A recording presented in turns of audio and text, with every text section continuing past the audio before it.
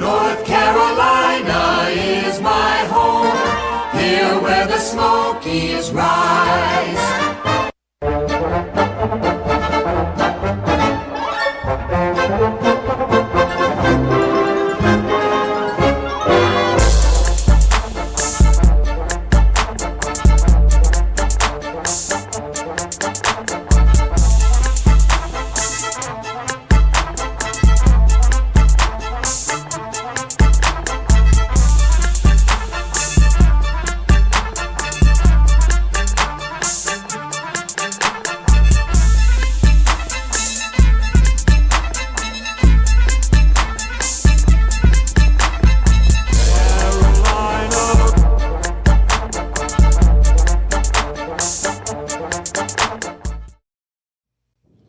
And we're live. What up, what up, what up, what up, what up? Back in effect. It is the Effin' Podcast. I am B-Dub.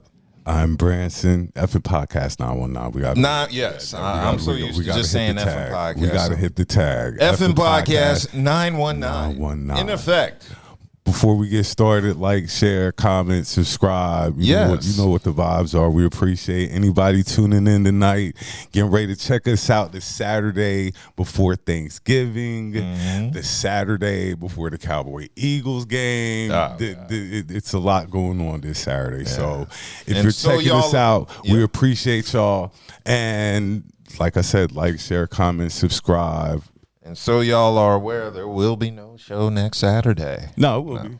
Well, y'all can do it without me. That's why we got Buddha. Well, go Buddha for it. Know how to turn shit on. Okay, well then there will be a show. I just won't be present. Yeah. But the spirit of Dub will be in the air. The show must go on. You know what I'm saying? The show must go on. No, had I known y'all could have done the show without me, I could have hit the road today. Nah. Not just yet. Yeah. Just yet. Okay, so right now it is just us. Alpha Dog, a.k.a. Hassan, has entered the building. Yo. What up, everybody? Okay. You always got to check the mic, make sure everything. Testing. Yeah, we good. Yeah, there we go. Hassan in the building, all sweaty like. Yeah. Well, yeah, it's been a smooth Carolina weekend. We gonna do our regular customary shout outs. Shout out to Eighth and Fancy. Shout out. For all of your adult beverage snacks and needs. That's then right. we have Dank Drinks. Shout out. The dankest of drinks. Then from there we have Crimey Dealers. Very crimey, very dealerish. And last but not least, we have the local plug. Please eat responsibly. Cool. All right, so I guess I want to start off the show with the very big special RIP. The news came out earlier today. We were definitely sad to hear it. Definitely Bull sad. City legend, Durham's own Rodney Rogers, passing away at the very young age of 54 years old. The Durham Bull. I know everybody knows Rodney Rogers from his NBA career as well as his career at Wake Forest, but of course we know him as a Durham legend. Right. Anybody that's from around here know him, local high school legend, Yep. Holiday invitation when Rodney Rogers came on the scene. The biggest moment in his high school, one of his biggest moments in his high school career, he dunked on Sean Bradley. Damn. Sean Bradley, he was at that time was the tallest. Where did Sean Bradley go to high school? I thought he was in Utah. Yeah, but he was at the Holiday invitation the same year. Him and Rodney Rogers played the high school game. Gotcha. Yeah, great legend, Bull City native. Yeah, Rodney Rogers, straight out of McDougal Terrace, Hillside High School graduate, Durham's own. Yeah, so of course he went to Wake Forest as a Demon Deacon from 1990 to 93. Sparking one of the best eras in the program's history. So much so they retired his number 54 jersey in 1996, just 3 years after he left Wasn't school. he Player of the Year in 1993? Yes, he He was. was ACC Player of the Year. Rodney Rogers was a monster. Back Wasn't in it those days. Childress, point guard Childress played with him, I think, that same year too? Childress? Yeah, Randolph Randolph played Childress, with him. yeah. And then Tim Duncan came. Duncan came after Rodney left. Yeah, Wake Forest did have a little squad, a couple Back then, Yeah. they had a couple of ballers back then. What happened? They all went to the NBA. They legends. And No, I'm talking about now. In the ACC, you have to deal with Duke and North Carolina. That's what I'm saying. And they You got to deal with state now. So you have all these schools you have to compete with for recruits, and it's hard to bring in recruits, especially out of North Carolina, because you know everybody trying to go to Duke or North Carolina. Mm-hmm. Then after that, it's like State or Wake Forest or the other schools. But you know, Wake is done what Wake does. Like they just be the beating boy of the ACC. Yeah. So of course, Wake had Chris Paul too. Yeah, of course. They had a couple of. Wasn't that like the last great player? Yeah, him and Jeff Green. Teague was probably Teague was the last like baller from Wake Forest that I can remember. Yeah. So former Wake Forest coach Dave Odom gave some words about Rodney, saying he was truly one of the greatest athletes to ever play in the ACC. You could place him alongside the very best our league has ever seen. And it's easy to focus on his extraordinary talent, but what stood out to everyone who knew him was that he was every bit as remarkable as a human being. He loved his teammates, family, and he loved Wake Forest and loved the game of basketball, of course. Wasn't he in an accident? Yes, we'll get into that. Okay. But, yeah, you are correct. He was ACC Freshman of the Year in 91, landed on the all ACC second team.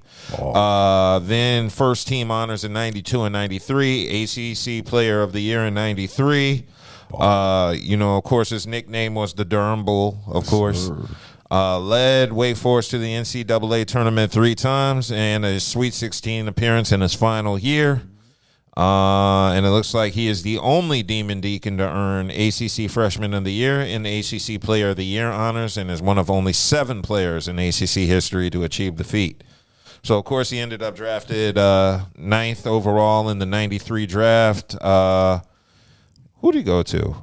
They don't say. He played. No, he went to the. No, who drafted him? Wasn't it the Nuggets? Yeah, Nuggets. Yeah, the Nuggets drafted him, but he played for 7 teams in the NBA, and he won 6th Man of the Year in 2000 with the Phoenix Suns. And yeah, as Branson said, in 2008, he was paralyzed from the shoulders down in an ATV accident. And that led to him founding the Rodney Rogers Foundation, which assists people with spinal cord injuries and promotes resilience. So, yeah, that was the accident that, paralyzed him.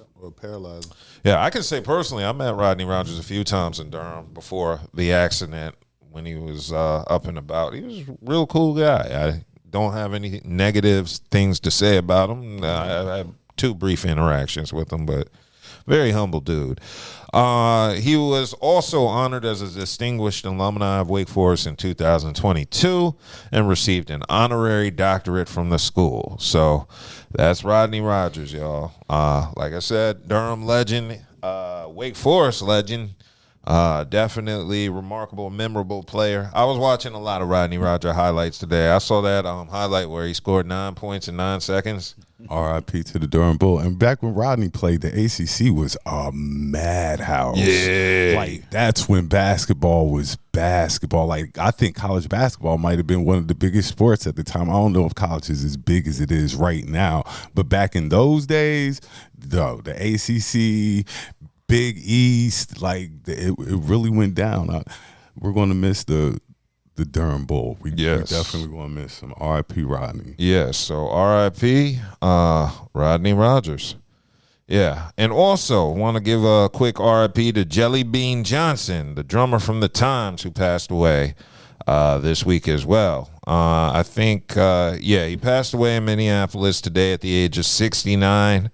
Of course, he was a founding member of The Time with Morris Day. They said it was a sudden thing, so he passed away Friday. So, it was very sudden, so I'm sure a lot of people didn't get an opportunity to say their goodbyes. But he was an innovator of that Minneapolis sound and the only drummer The Time ever had from the inception to their current day. So he was with The Time well over 40-plus years. I always say The Time doesn't get their just due. But I say that about everybody, though, it seems like. But I think The Time, they don't get their just due. And what sticks out about The Time to me is Morris Day was the lead singer, but the lead singer was supposed to have been Alexander O'Neal. Yeah. Yeah. But Morris Day wasn't a bad choice at all. Well, he wasn't actually a singer at the time. Morris Day was a drummer, and Prince pushed him forward and said, "You got to be the singer." So that's how it started. But in addition to that, you know what it really was, I think, with the time? I think Prince overshadowed the time. He did. You know why? Because the first album, Prince played all the instruments. Mm-hmm. And that's kind of what made people not know who the time really was. I mean, they known it. It seemed like the time was like the arch enemy of Prince. Mm-hmm. That's how they had Purple Rain. Yeah, that's how they cascade them. Like, oh yeah, and yes, they was in the movie Purple Rain and stuff. So, you know, when they made music, like I said, it's like supposed to be like I said, the arch nemesis of Prince. Isn't Jelly Bean Johnson in that meme where Morris Day and them are looking, you know, in the okay, yeah, I thought so. Yeah, so he did his thing with the time. You know, I listened to the time, so I definitely heard his work. But he was definitely a major contributor to that Minneapolis sound. And it even says a few years ago he released a new album called "Get Experience," the Jelly Bean Johnson Experience. So, yeah, give a big shout out, R.I.P. to Jelly Bean Johnson. Condolences to the family. Yes, indeed. Yes, indeed. Okay, so let's keep it moving because the news was newsing this week. There was a lot of stuff happening, going on. One major thing that popped up Friday was Megan Thee Stallion. I did not learn Megan was, I didn't even know she had a court case going on until I saw what was going down. But it definitely looks like Megan Thee Stallion is in the news for a trial, and it's a defamation trial, I believe. Federal at that. A federal defamation trial. That's no joke. Yeah, so was it against a blogger or some shit? Yeah, there's a lot going on. So Megan's going against a blogger that's claiming he's in cohorts with Tory Lanez. Hold on, let me bring up this story. My phone is going crazy. But Meg was in court, and the trial, she broke down because it was apparently over an alleged attack online of her character. They were getting at Meg pretty hard, and this went down in Miami on Friday. It's a defamation lawsuit against a blogger. She is accused of spreading false AI-generated adult video images. I'll leave it at that. Basically, Meg Thee Stallion testified that the deep fake videos that are showing her are having an effect on her mental health and her music career. And she said this situation has caused to extreme emotional distress and led to a loss of major professional opportunities. So if the jury rules in her favor, jurors will be responsible for deciding how much money she could be awarded in damages. Meg also testified that she became so depressed during the ordeal that at one point felt her life was worth nothing. So it says she alleged that a video was shared by the defendant named Milagro Cooper, also known online as Milagro-grams. And she claimed that the circulation of this video directly harmed her reputation and her career. And one of Meg's music producers testified that she has lost several major business opportunities. Okay, this leads me to a question. Have you ever heard of this deepfake video? I've never heard of this. Yeah, so, I mean, usually I'm pretty hip if some nudes leak on the internet or something, you know. I don't look for them. They just find me, you know. But in addition to that, it looks like she basically says she missed out on at least 4 potential deals, each valued at approximately $1 million, which she attributed to the alleged actions of this blogger. It looks like the trial started earlier this week. Online content that was shown, her lawyer is alleging crosses ethical boundaries. And she added that some of the commentary on Meg Thee Stallion is real reckless that this blogger was leaking out.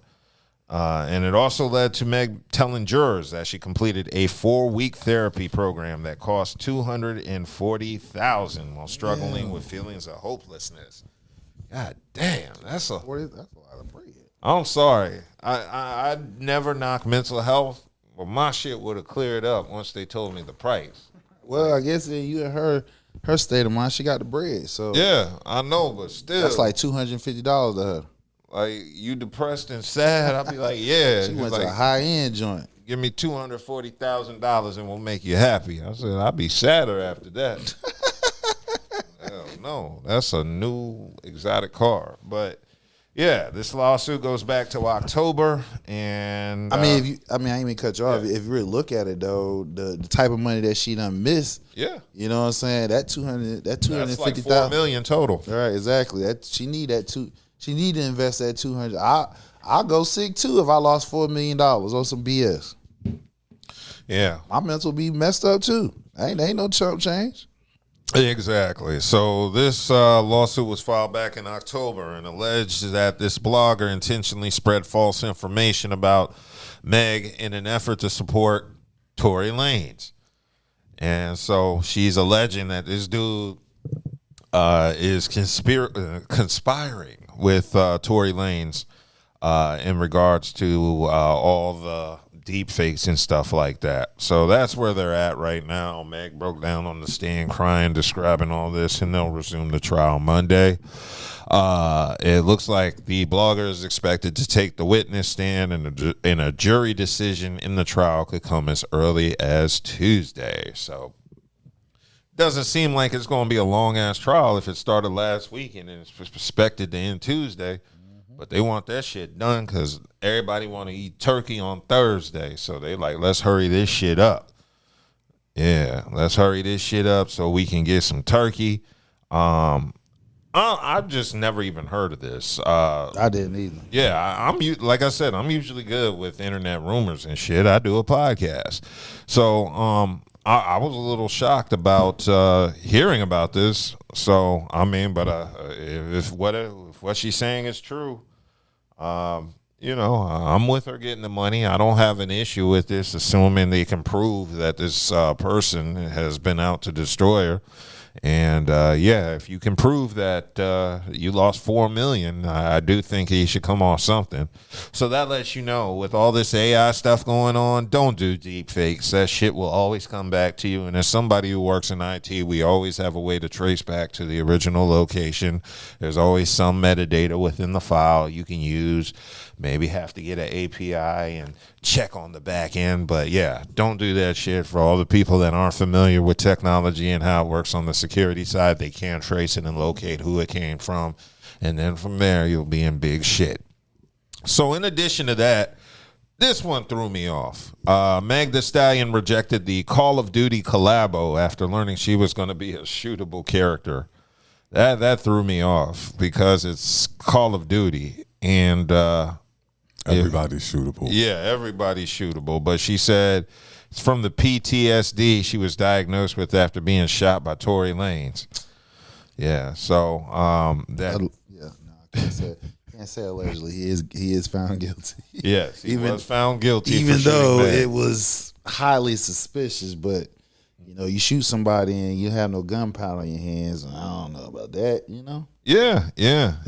I mean, well, I'm not going to speak on the actual case because it's done and it's over. Yeah, you're right. And all it does is make women's vaginas dry, and I don't want to do that tonight. So basically, the diagnosis and her general mental health made her decline it. And it looks like she said this is one of those opportunities that never materialized. I think she's trying to say this is one of those opportunities that was lost, and trying to tie it to the trial, trying to say because of all the stuff you did, I can't get shot in Call of Duty because of you. And so basically, Meg is ditching Call of Duty because she learned she was shootable.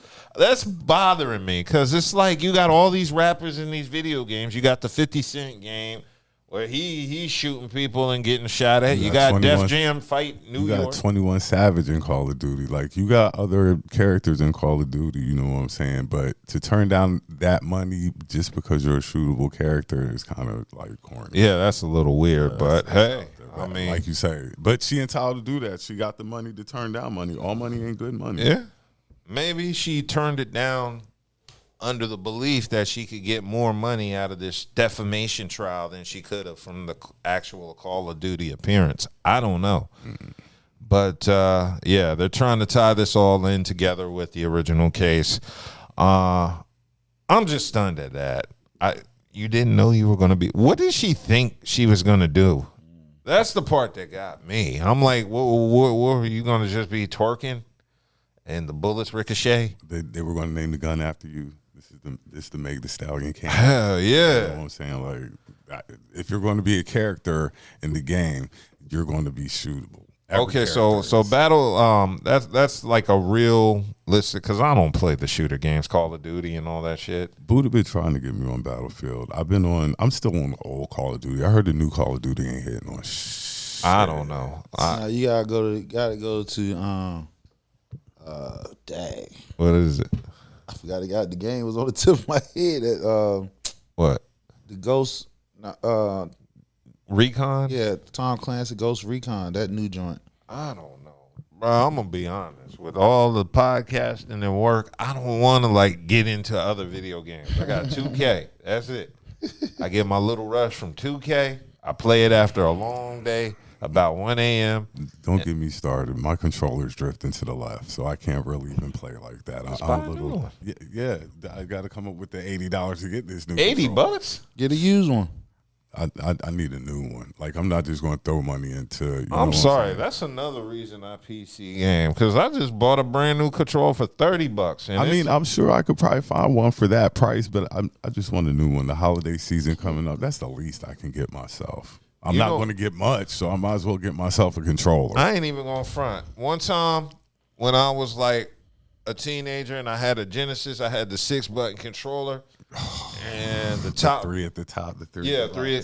And the top middle button got stuck. And no matter what I did. So one day I just grabbed my dad's screwdriver, unplugged it, and it worked. I unstuck the button. I kind of want to, but nah, I'm not. Then I won't be able to play it all. I won't even be able to drift to the left. It'll just be broke. I kind of want to open it up, but I'm not that advanced. So I'm gonna drift to the left. I'm gonna tell you right now, the internet can show you. There's videos everywhere. Oh, I know, and I think I watched one. Yeah, but then they were talking about smelter and shit. Oh, and stuff no. like, see, yeah, like that's my weakness. Yeah, if I got a smolder and that's when you got me.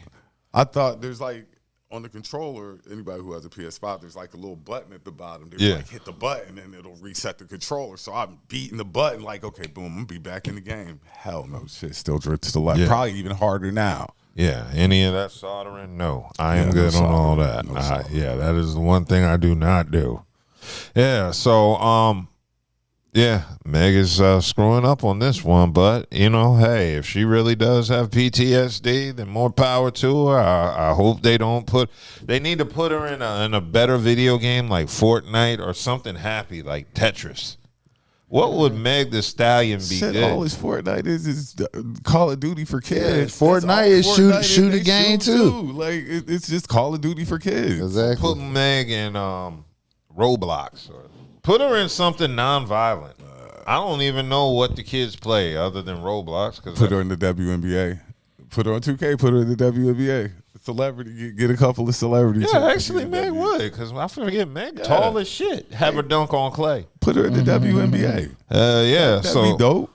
So I wonder if Clay is more than just her boyfriend, but like her support system and shit. Maybe that's why she's all with him, because she's mentally traumatized. And then when she gets back on her feet, she gonna dump him. Yeah, nah, not the way Clay acting. That's the way Clay is acting. He acted the same way Travis was acting. I know. You ain't never seen Clay act like that before. We didn't really know about Clay's, but that's what I'm saying. But now that we see Clay in our eyes and stuff, he acts just like Travis. He at that girl hip. He on that girl hip. Didn't Clay kick a woman to the curb because his dog didn't like her? Him? Yeah. Yeah, that might have been It was something about didn't want to spend time with it or something related to his dog. You know, everybody. You probably taking on a girl who had a dog, and Yeah. Mm-hmm. The last 2 women I was in relationships with had dogs, and just like a G, the dog listened to me over them. I've been dog sitting before for a friend. I've been dog sitting. I like that. I don't mind if your dog is well behaved. I don't mind watching them for the weekend. The key word: Well behaved. well behaved. Boy, cuz that last dog I had that dog didn't listen, boy. About the only positive thing I can say is she didn't shit on my carpet or pee on it this time. What she eat? What? Like she ate the furniture and stuff? No. She. It's not that she's like destructive. I mean, I'm pretty sure she would if I wasn't there. It's just she don't listen. She's not trained other than not peeing and shitting. She do what she wants. She stay at the door and just bark at the door. She just barks at the door because she want to go out. And I done took her on 5 fucking walks, and she's still barking at the door. And then you like, okay, well, just go outside and you close the door. Now she yipping to get back in. Hey, it is what it is. It is what it is. It is. Take your bad ass out. Yo, and then the dog, I'm trying to be like a responsible dog sitter, and I take her to the park instead of my neighborhood and go on a trail, and she embarrasses me in front of all of these white people. The dog just lays down in the middle of the trail. So we walk away, and she just boom. And they looking at you like and they looking at me like I'm beating the dog. Oh God, he's probably abusing the dog. No, and the dog just laying in the trail. I'm like, get up, get up. I'm just doing a favor for somebody. Yeah, I'm just doing a favor for somebody. I don't even know this dog like that. Yo, I'm just watching him from the homie. But yeah, that was a badass dog. The time my dog sat, the dog was cool. Yeah. Little dog.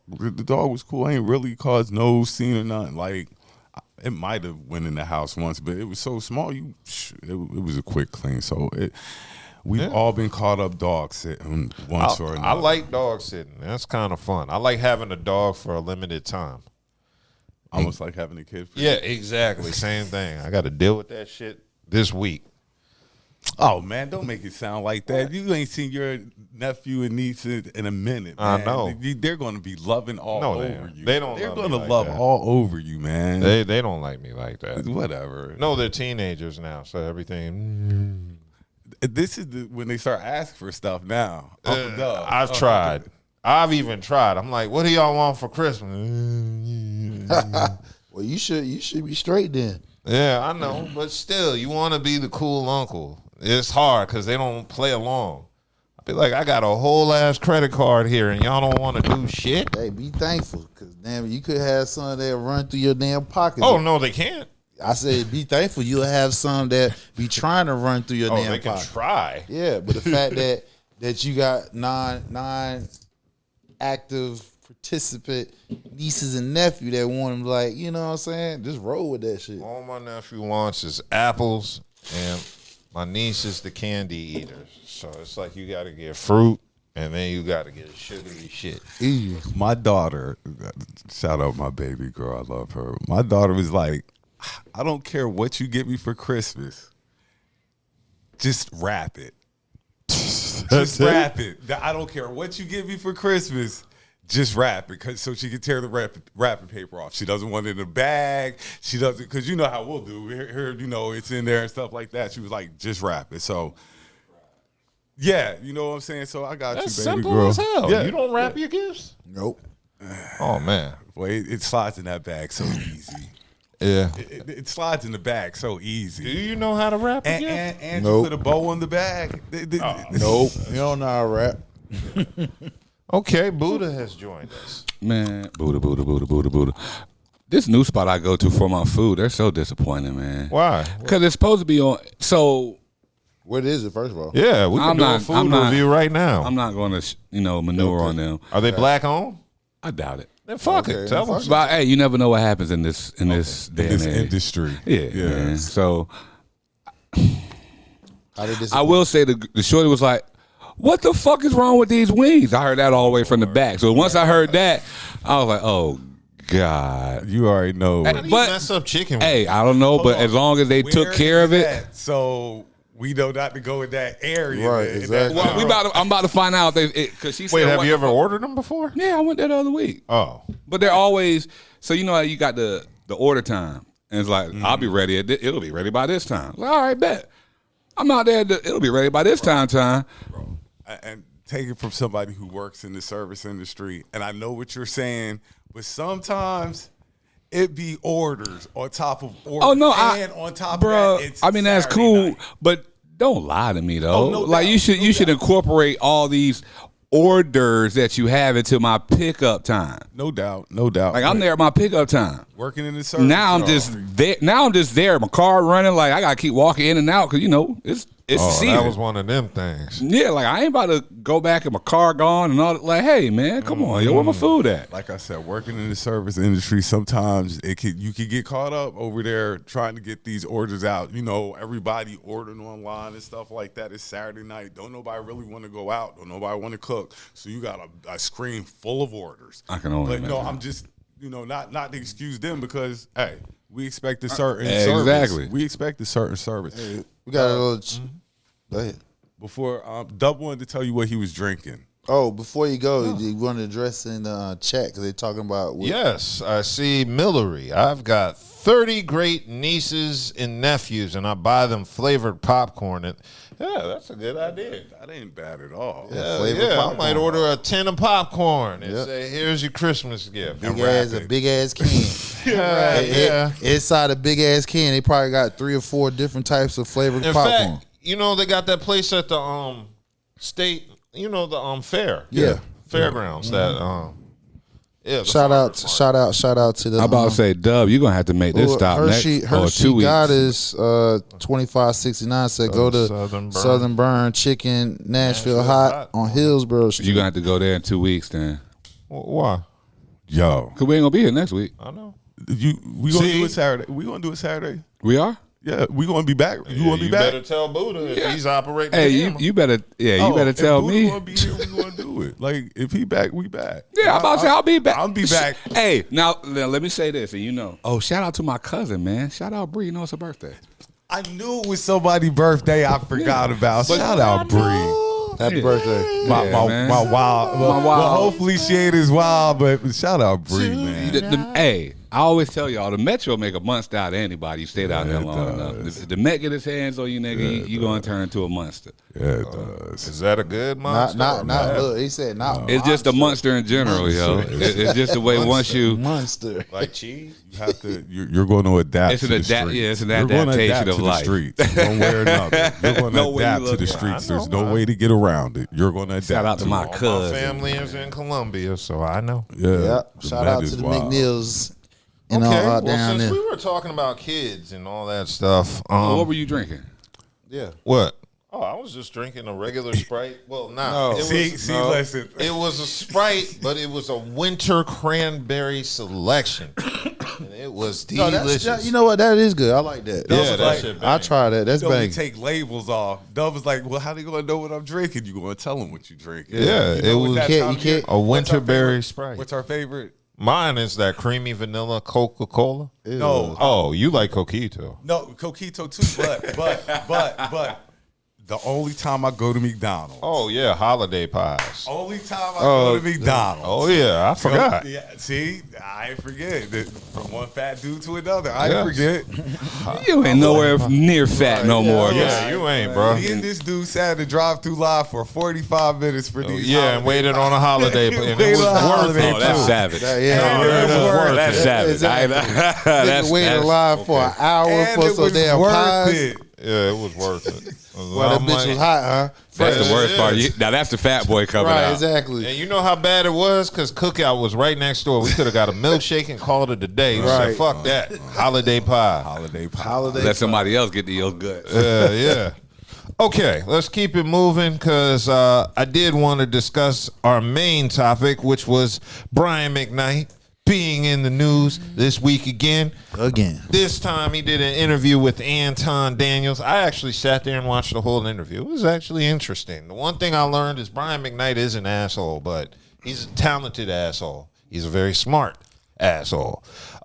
He had a double major. He said when he was in college, this dude was doing computer tech, and I forgot what he said the other one was. A mathematician. That was it. So he was a mathematician, computer tech guy, and singer-songwriter. And he chose singer-songwriter. So, but anyway, in the interview, he was receiving criticism because he basically said he never loved his first wife, and his whole first marriage was a shame. Two families are two prominent families in the Black Adventist Church. We both met at the college where I was going. She came, okay. I was a sophomore, she was a freshman. We kind of started dating. The next year she gets pregnant. This is back when shame was a real thing. I know, yep, I get it. She's back home. She tells me she's pregnant and that she's going to get an abortion. Because I'm like, yeah, we should probably do that. You're 18. I'm 20. Why would we? I'm just about to start this whole thing. Maybe this is the route we need to go. And she agrees. I'm like, dodged a bullet. I'm going out to sign my deal in California. When I leave there and get back to Huntsville, that's when she called me and said, actually, I didn't have the abortion. So now I'm like, I got to tell my mom. My mother, who played the piano and was singing in the choir every week, in the Seventh-day Adventist Church, if your kid has a baby out of wedlock, you no longer can hold any church office. You can't sing up in front. You can't do it. You are held responsible for whatever the kids do. I honored my mother, and I tried to do the right thing with a woman that I hadn't even known a year yet. We got married in September, baby in November. We had sort of an agreement. You handle this part. I'm not changing diapers. I'm 20 years old. This was not what I expected to do. I'm already in it. We separated 4 times before we ended up getting divorced ultimately anyway. How far into the marriage would you say the first separation? 2 years. Because you were married for what, 13 years? Yeah, 13. So why not just break off? Why stick it out for 13 years? For the kids. I was never in love with their mother. I wasn't. They weren't made from love to begin with. And I said this before, and people got so mad, this obligation that just because you lay with somebody now, it's sort of an 18-year sentence of some kind, or beyond that, because it's forever. There's resentment there. But at the same time, you do have these children, and you want to try to do your best to do right by them. If we were never supposed to be together like this in the first place, but we have these children, we both have to do what's right for them. And you're right. What we should have done was just separated for good then. For me, when I realized I could parent those boys without her, I could be a good parent. I could be there for them, and I could give them what they needed from me without being married to their mother.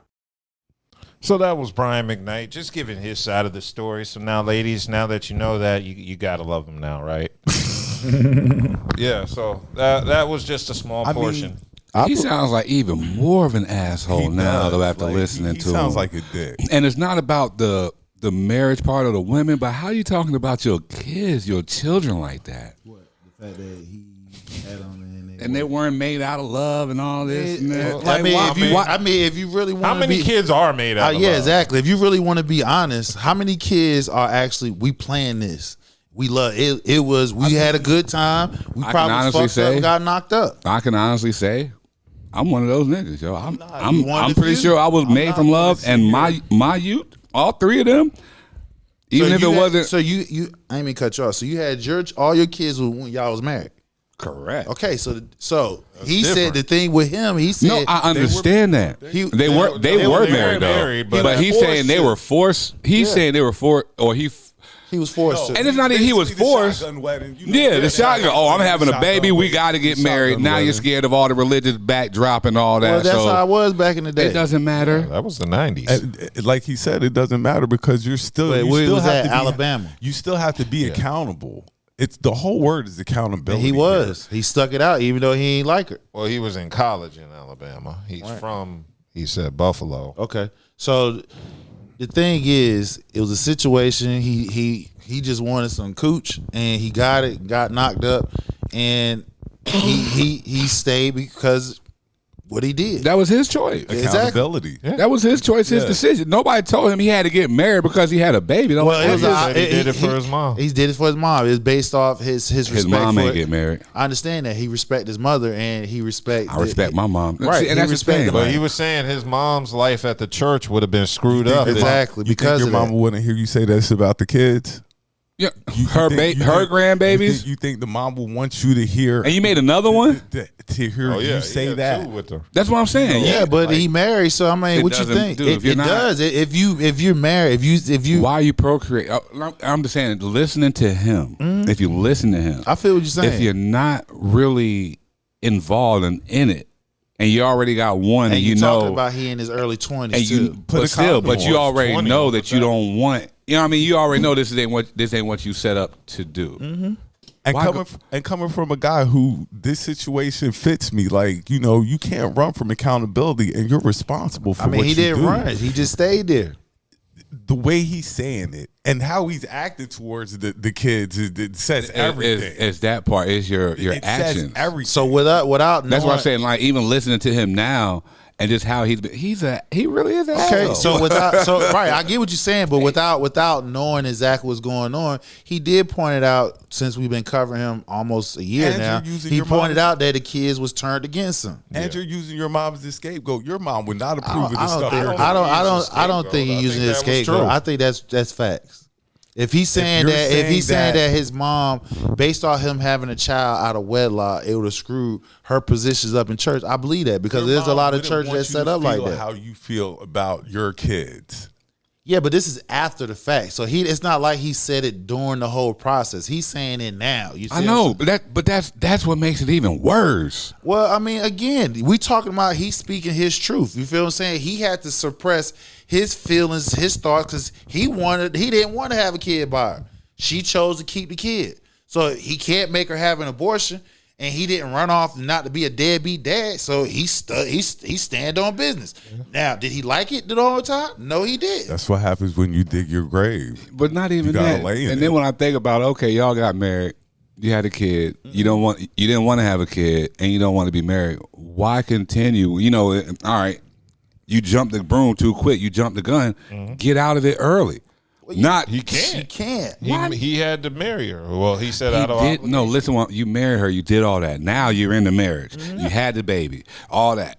It's not working. Mind you know he you don't said- want to be mind here. you, he's saying is this like 2 years in, so he's 22. Yeah. So you're expecting the 22 to make a solid ass decision. A lot of motherfuckers now, and then they're in their 40s, don't make solid decisions. You're sitting there holding yourself against your will. You're holding yourself hostage in a situation that you don't want to be in. There's a lot of And you're telling us that, okay, and no, I'm not knocking it. Yeah, I've been that dude, but as I look back over things, you have to be responsible. I don't think- and you have to take I don't think is accountability that for what you okay. did. One, he took responsible for it because he stood there. He married her. He helped raise the child and everything. So he took responsibility for that. He didn't run. He wasn't no deadbeat dad. So that's evident. The fact of the matter is, we talking about now, years later, they are grown and stuff. He's speaking his truth. Whether you like it or not, that's how the way he felt. You feel what I'm saying? So I mean, you can agree and disagree how the way he said it, but this is how the way he feel. And see, this is why a lot of men don't come out and say anything, because when you do talk, you getting admonished for speaking your truth. It's his truth. Whether you agree with it or not, it's his truth. He stuck there. He created the kids. He raised the kids. They had a good life, and wasn't like they was in a bad situation. We don't know if he had a good life or not. I said, from what we see on the outside, the kids didn't want for nothing. Based off of his success in the music industry, they didn't have a bad life. So now he's out of it. He's telling his story like, yo, I took one for the team. That's what he basically said. He was took his one own for the team. Yeah. Now, in addition to that, Brian McKnight also mentioned that she had an abortion in high school. So this would have been her second abortion So if she now went here through we go. with it. I ain't mean to cut you off. Yeah. So here we go. She got a pattern. So Yeah. you don't know how she got him. You know what I'm saying? She probably. We don't know. We're assuming, because he didn't say specifically. We're assuming that he probably wasn't messing around with many. You feel what I'm saying? And she is experienced. Hook, line, and sinker. She put that monster on him, and that I'm was thinking, it. you I would know, take 18 seconds for 18 years of 18 years. I was just thinking, yo, this man is in college, 20 years old, about to get a record deal. Trapped. She Yeah. trapped his ass. Yeah, and she lied to him and said she was going to get the abortion, And so turn he's around- going to sign the deal thinking shit is all good. And then she just waited till that ink was not even dry. It was still wet and said, yeah, I ain't having that say what we abortion. want, but you can say he could have wore a condom too. Yeah. To not even get in that situation. Yeah, I mean, I agree with you on that. There are ways to get around the situation. She And then didn't let's say- necessarily again, trap he him. did- He again. went in willingly. Again, he didn't say specifically, yeah, I wore a condom. He didn't describe how the sexual encounter happened. So we're gonna assume, right? We done spoke on the fact that there's a possibility he didn't use no condom. I'll take it another step that he actually did use a condom. She probably pinched that motherfucker. Yeah, and there it is. Cause shit like if she's experienced, she had an abortion in high school. She met him. It's been situations men get set up because a woman poked a hole in the damn condom, or he probably threw it in the trash. They scooped that motherfucker out. And all you need is the damn it's stuff that Turkey baster? Exactly. So exactly. An 18-year-old in college has one. I'm gonna just throw this out there. Yes. Because most of the time you'll be like, and I had a condom on. That's most of the time. If you're referring, you'll be like, I had a condom on. So I'm gonna go with he didn't have a condom. That's what I'm gonna go with, because if you had a condom on, you'd be like, she got pregnant and I had a condom on. Well, I can take it from the fact that he didn't, because like I said, if she is reported that she had an abortion in high school, she's more experienced than he is. Yeah. And he's in college. He's about to get a record deal. She gave him a 52 fake out because he's telling her, have an abortion. I don't want no kid. She said, agreed to it. And she agreed to it. Then doubled back and said, nah, I ain't having that. So was it before or Shit, the after baby he signed? laid now. So, yeah, she probably said it after he done signed the damn deal. After he done raw dog to bust that nut up in her. Like, that's what I'm looking at it as. Like, you know what I'm saying? And like you say, he's speaking his truth. I'm not knocking his truth, but I'm just saying it sounds kind of Yeah. He's comment. not taking accountability. Got a comment in the chat. Okay. And I don't think men should be encouraged to speak their truth when it disparages their kids. I believe that, because You if just speak sat on here your and said kids, your you're kids going to ain't talk shit. bad on your kids. No, he said they were born out of love. That's all he did. He said Not they were born born out of love. They wasn't. He wasn't in love when he created these kids. So it was more out of lust. That's disparaging. You ain't even got to bring that up. You ain't got to bring that up. You don't have to say that. So okay, but see, I'm still under the They just should mindset say though. the truth. Like, you were born out of Paul Masson. Yeah, exactly. Yeah, I was drunk or I was high. Me and your mom just had some fun. And you got here. I mean, come on. A lot of pregnancies outside of marriages, that's about 70%, isn't out of love. It's being they didn't reckless. love that. They love the action. They love the sex. It's They didn't reckless. love that person when they created that child. It's reckless. It's reckless. So that's a lot. So that means a lot of us is guilty of that. A lot of we us. are. A lot of us who hasn't been married. So if you're married, that's a different story. We talking about the ones who isn't married, and so if you ain't married, majority of kids that's being created isn't out of love. Hey, yo, Anton Daniel says, come on, bro, in the Eagles hat. Stop simping, bro. It is what it is. Sometimes you got to call the truth what it is. Man, that's not truth though. I'm just Yo, saying. is that the real that's- Anton Daniel? I'm just saying. The thing is though, a lot of kids created outside of married couple isn't done out of love. Yeah, They probably love that. They probably love that. If it was a woman, they probably love that man's penis. If it was a man, they love that woman's cooch. But he's married with an extra kid. Right, but he's saying he did not want. Listen, he said beforehand. He told her, "I don't want no kids." He should have stopped at one. No, I'm saying, but I mean, if You already married. he already married. I mean, You what don't you want gonna to be do? there. Why? See, Why are you I guess this is where compounding I'm. on the This is where I'm situation? lost at. I guess this is where I'm lost. Why are you compounding on the situation? Oh, Like if you think and you really feel you made a mistake and you don't want to be here, you know what a marriage is supposed to be, especially with your mom being so deep in the church or whatever. Your mom is not the one getting married. Your mom is. I don't understand how whatever you got going on is going to damage what your mom had. Her standing in a church. So how many? Because if I'm not mistaken, a church is supposed to take everybody. We talking and about. Supposed to we're uplift talking about families. A old school church. It doesn't. We're talking about a church. Bro. We talking about. My grandma used to basically live and had us in a church bro. every I feel what you're saying. week. I feel what you're saying. What I'm saying is this: you can't. The man didn't want to have no kids. He did. He's married. You're respecting him. How many guys or women in their early 20s goes against their parents?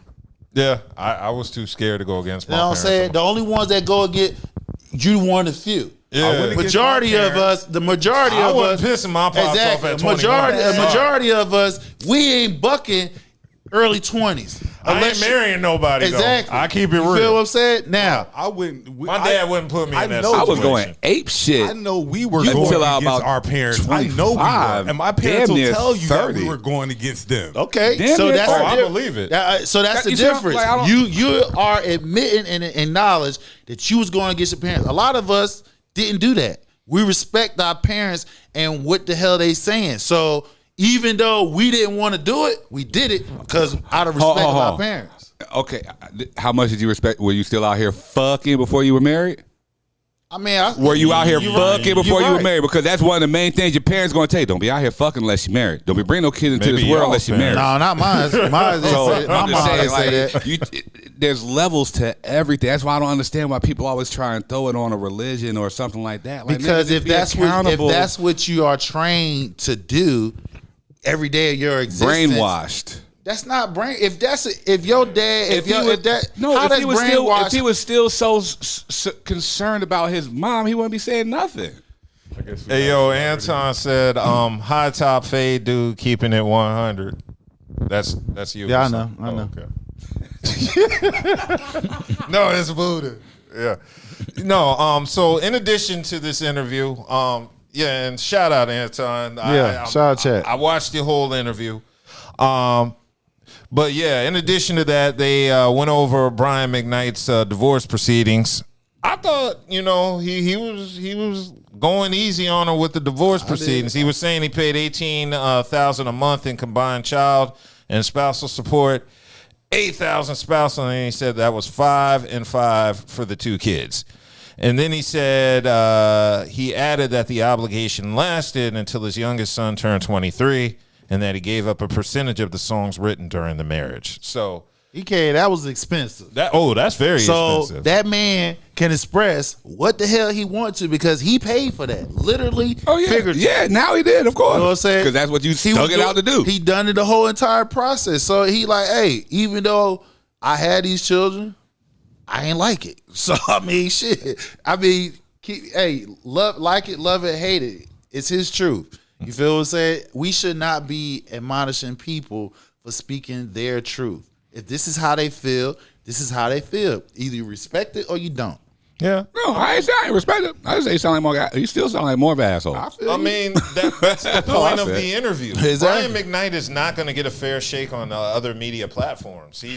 They're going to give the propaganda. I kind of wanted to hear the whole side of the story. Now I kind of want to hear the side of his first wife, just to hear both sides, so I can figure out where the truth is. Because you can find it. It's somewhere in the middle. But the one thing I can say is he was financially supportive of his children. He took care of his kids. Never kids. lacked in the money department. They never lacked in that department, so they were always good financially. He just lacked in the emotional side. Yeah, I mean, I'm pretty sure he wasn't Father of the Year. But that's a lot of damn families right now. There's some lacking going on. He's just famous with his.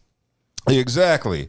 So we all know the situation because we've been covering Brian McKnight for about a year. Yeah, he always gives us good sound bites. He's been very consistent. Yes, he's been very. He's been very consistent. That is one thing we cannot say about Brian McKnight. No, he's been pretty consistent all across the board. Yeah, every time you expect him to be an asshole, he gives keeps you what it. He you give want. you what See, you want. That's the problem. Brian McKnight is a singer, not making no money singing. No, actually, when He's not on tour nowhere. I haven't heard he nobody still, go but He's a see Brian. songwriter. he could write exactly. He could write songs for different He people. can sing his ass Paid off. in December. Oh, Exactly. I didn't say he couldn't sing. And then- his and then- ass off. You I'm know just why? saying that Let it he's- snow. Right, exactly. Yeah, check. The check. And then coming in January. another thing you gotta understand is controversy brings in money. I don't care. Donald Trump has shown us the blueprint. I've experienced it firsthand. Controversy brings in money. Somebody's always gonna hate you. Somebody's always gonna like you. If you stand on business and you true to what you're doing, somebody's gonna be like, I'm gonna give that man or that woman some money. That is true. So, overall, like I said, if you haven't had an opportunity to watch the interview, I would strongly recommend y'all checking it out. Even if you don't like Brian McKnight, just watch the interview because it'll just help fuel the hatred you already have for him. Keep it burning. Yeah. Keep the fire Keep it burning. We got a comment. We got one comment. Yes. What it said in comment? Okay, so yes, it looks like Key Mia says no kids want to hear they were not created out of love. Some things don't need to be highlighted, even if it is true. But I'm simping. No, we all have different viewpoints. But it's cool though. Yes. I'm trying to protect identities here. But yeah, I personally y'all done screwed up my flow. No, go ahead, man. I was trying to tell. Look, I'm trying to help. I'm trying to help him, man.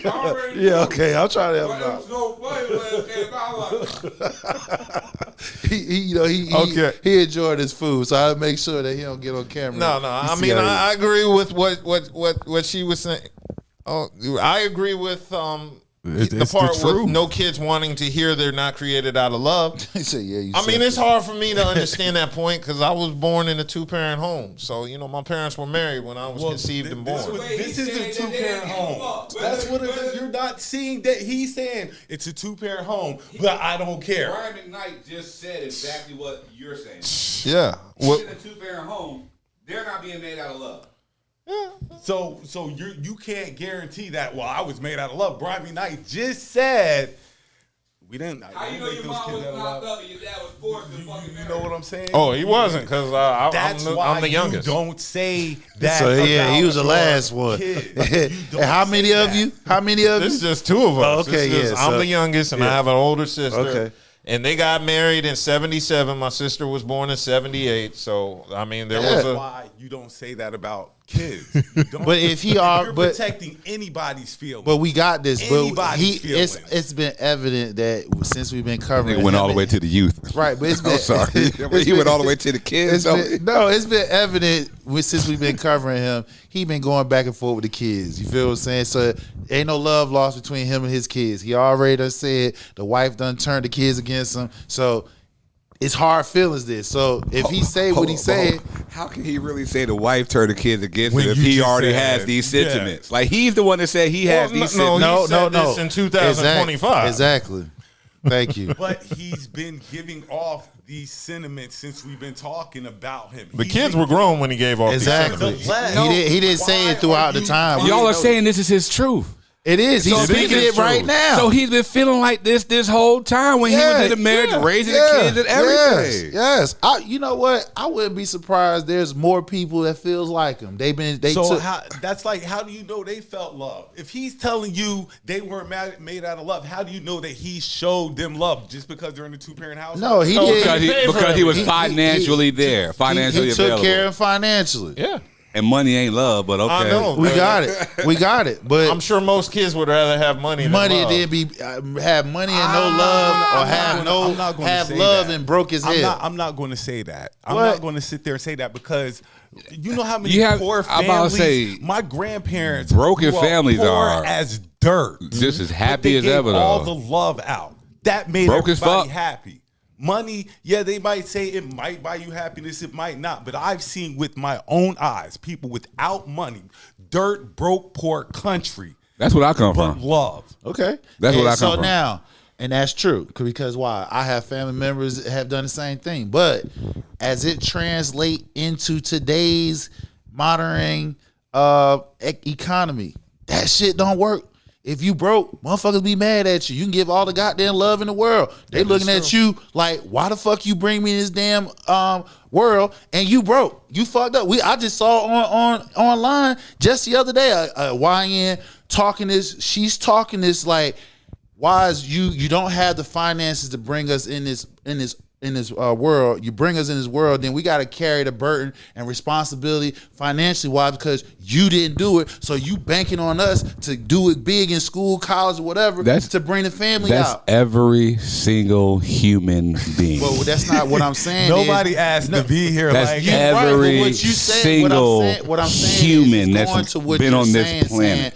There are cases where people are poor and love just carry them over. Yeah. But there are more cases they got all the love, the money wasn't there. They like, fuck that. All right, we suffering. We're poor. I don't care about the love. I want to be out of the mix. Because most motherfuckers in this world are broke or living under the median. So I don't know about now. When you never had money, you know how to live without money. Well, see, like I said, you never had it. I don't know. I can't. I knew what it was, didn't have it, and I also know how I feel to have it. I like having it. Yeah, you feel me? I kind of. I went from not having it to having it. I like having it. So ain't nobody gonna listen. I'm gonna tell you right now. Let's keep it a buck. You can give all the goddamn love to your kids right now. If they're struggling, they get the basic shit. They gonna exactly. They gonna hate your ass. Y'all just have some bad parenting skills or something. They no bad parenting skills. I might. We don't know yet. I ain't got to listen. I ain't got no. First of all, first of all, I got a track record, so I ain't got no bad parenting skills. I'm a grandfather, and also outside I got one in college and one is a toddler. You feel what I'm saying? And one in college, she is a business owner. So yeah. I got a track record about what I'm saying. You know what I'm saying? So you got to have that balance. You got to have love and money. You can't have one heavy or the other. It has to be balanced, closest balance as possible. Mm-hmm. Love don't carry you if you can't get no food. Love don't carry you if you can't buy no clothes. Love don't carry you if you can't get no damn Christmas present. Love don't carry you if you can't do the basic things every day. You talking about my family. That the same love that don't carry you because you broke. Mm-hmm. The same family that came through. The same family that came as through. Generations going on, that changed, bro. Through. As generations continue, that model changed. What happened 20, 40 years ago, that doesn't apply right now. The economy does not allow you to be poor. Because if you poor, you are homeless. Yes, it's a lot of poor people out here, and they're homeless. I'm poor, and let me find a kid that's homeless saying I'm happy. I got all the love. I'm happy. They will trade that shit in a heartbeat to have basic shit like having a roof over your head. So they'll trade their family in just for money. Is what you're saying? A lot of them will. And you are not poor, that's the Branson. youth. Oh no, friendship. I'm like my girl at work say, I'm a poor black, but I'm happy. Yeah. Listen, my man said I come up. My man said we should have a call-in number. I'll be wanting to get a call-in number, should have man. Call-in number. I'll be like, let's set a goal: 10,000 subscribers, and we'll get a call-in. Yeah. That's some new technical shit I got to figure out. Exactly. So look, y'all. The goal is we get 10,000 subscribers. 10,000 total or 10,000 new? 10,000 subscribers. 10,000. We hit 10,000. We hit 10,000 subscribers on YouTube. We're gonna have a call. Yeah, we're past that on Facebook. Yeah, we will. Yeah, 20. Yeah, we need to ball harder on YouTube. We get to 10,000 on YouTube. We're gonna do a call. Call in. I will make. Yeah, I will. We got you. We got you, and Mr. Daniels. Oh God, I can only imagine. Oh yeah, it's gonna be some fun shit. It's gonna be funny as hell. Oh yeah, I love it. It's gonna be especially when Hassan talks. We're gonna have the phones lighting up. What's Hershey Goddess said? She said something. She said she agrees with Anton Daniels. The show definitely needs a call-in number. No problem. I agree with both of them. Hey, 10,000 subscribers on YouTube. Start spreading the news. I'm gonna write this shit down. Hand me that pen. Real talk. I love it because that interaction. 10,000. Today's date To is the the 22nd. The 22nd. What's this? 11/22. We get 10,000 subscribers. We're gonna have to call in. That's good. Okay, let's go ahead and move on from Brian McKnight, because now that we're on the talk of children and legacy, let me just go ahead. I wanted to discuss the interview Joy Taylor had with Kendra G, where they were basically discussing legacy. They were discussing having children.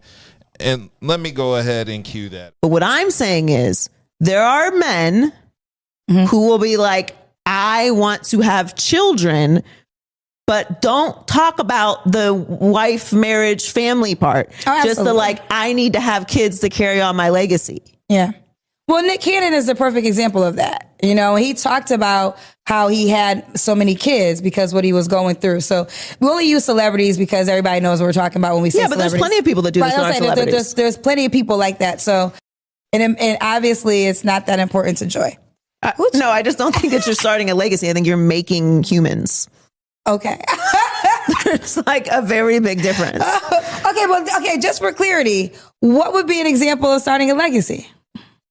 I think legacy is very silly. Like I think the whole concept is silly because I don't think that I think we as humans have this incredibly elevated God-like mentality of ourselves that we are just going to be remembered for generations and our power is going to get passed on from so on to so forth. And, 5 generations from now, they're going to be talking about, Grandma Joy. They're not going to be talking about you. They don't care. I'm talking about the person who's just out here populating the earth. Okay. Right? Not raising, not putting together a legacy. Like just because you've made a person doesn't mean that you have a legacy.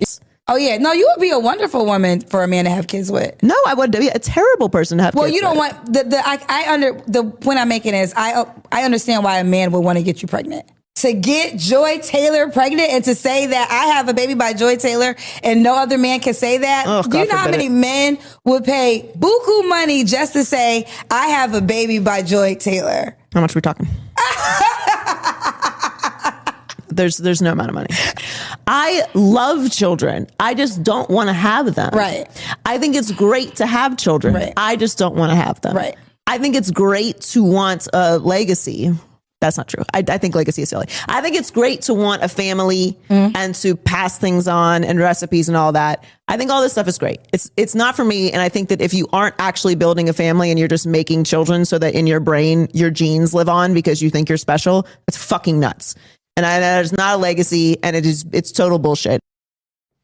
So that was Joy Taylor, Kendra G discussing Well, legacy. you can see that by the time Joy decides she have kids is when she on her downside as far as age wise and looks. That's now.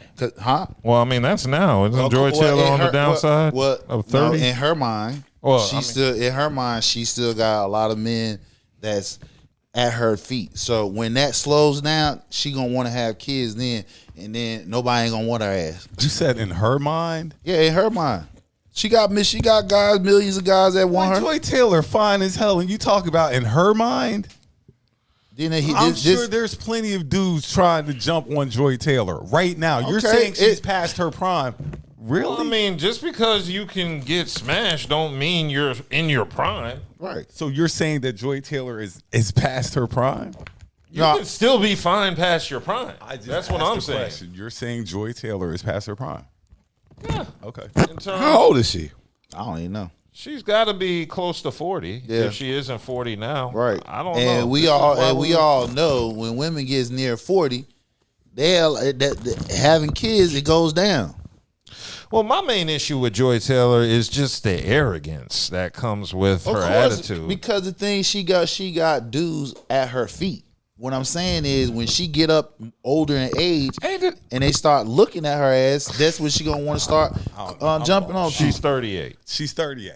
Close, almost 40. What is she, the ESPN jump off? Or the Fox? No, the Fox. FS1. Fox. It's a difference. It's a difference. If you, that's another reason why. Thinks that, bro, they were willing to risk losing their job, And so because for of- Joy Taylor, so but you're going to sit here and say that this woman has a blown up. She had executives losing their job. No, what at Fox. what I'm saying is, as of right now, she's hot. So she ain't thinking about no kids because she don't want no kids to hold her down. She got 2 more years before she hit 40. Once she hit 40, her shit ain't gonna be, you know what I'm saying? And when the moment, Her shit ain't gonna be what? What you mean? When Exactly what I said. when women gets 40 plus, a lot of them don't produce as much children wise. Okay, the That's a given. Yeah, I thought she exactly. didn't So want what any I'm kids. saying, Geriatric pregnancy. That's what Exactly. she said. She didn't So- want any kids. say what? She said she didn't want any Yeah, kids. she said she didn't want no kids. Well, Yeah, she said that. She said she didn't want any want no kids. okay. So the thing about it is, when men stop falling for her and basically want to smash her, she gonna want to lock in. When she gonna be one of them old heads and gonna try to lock in, or she might be like Melissa Ford and shit, go around here dispar and say, "Hey, don't get married," which you've been ran through. Of course, ain't nobody gonna marry you. You've been ran through. I feel like Joy had some sort of animosity towards people having kids because that talk of legacy, she was just talking down on it. Yeah.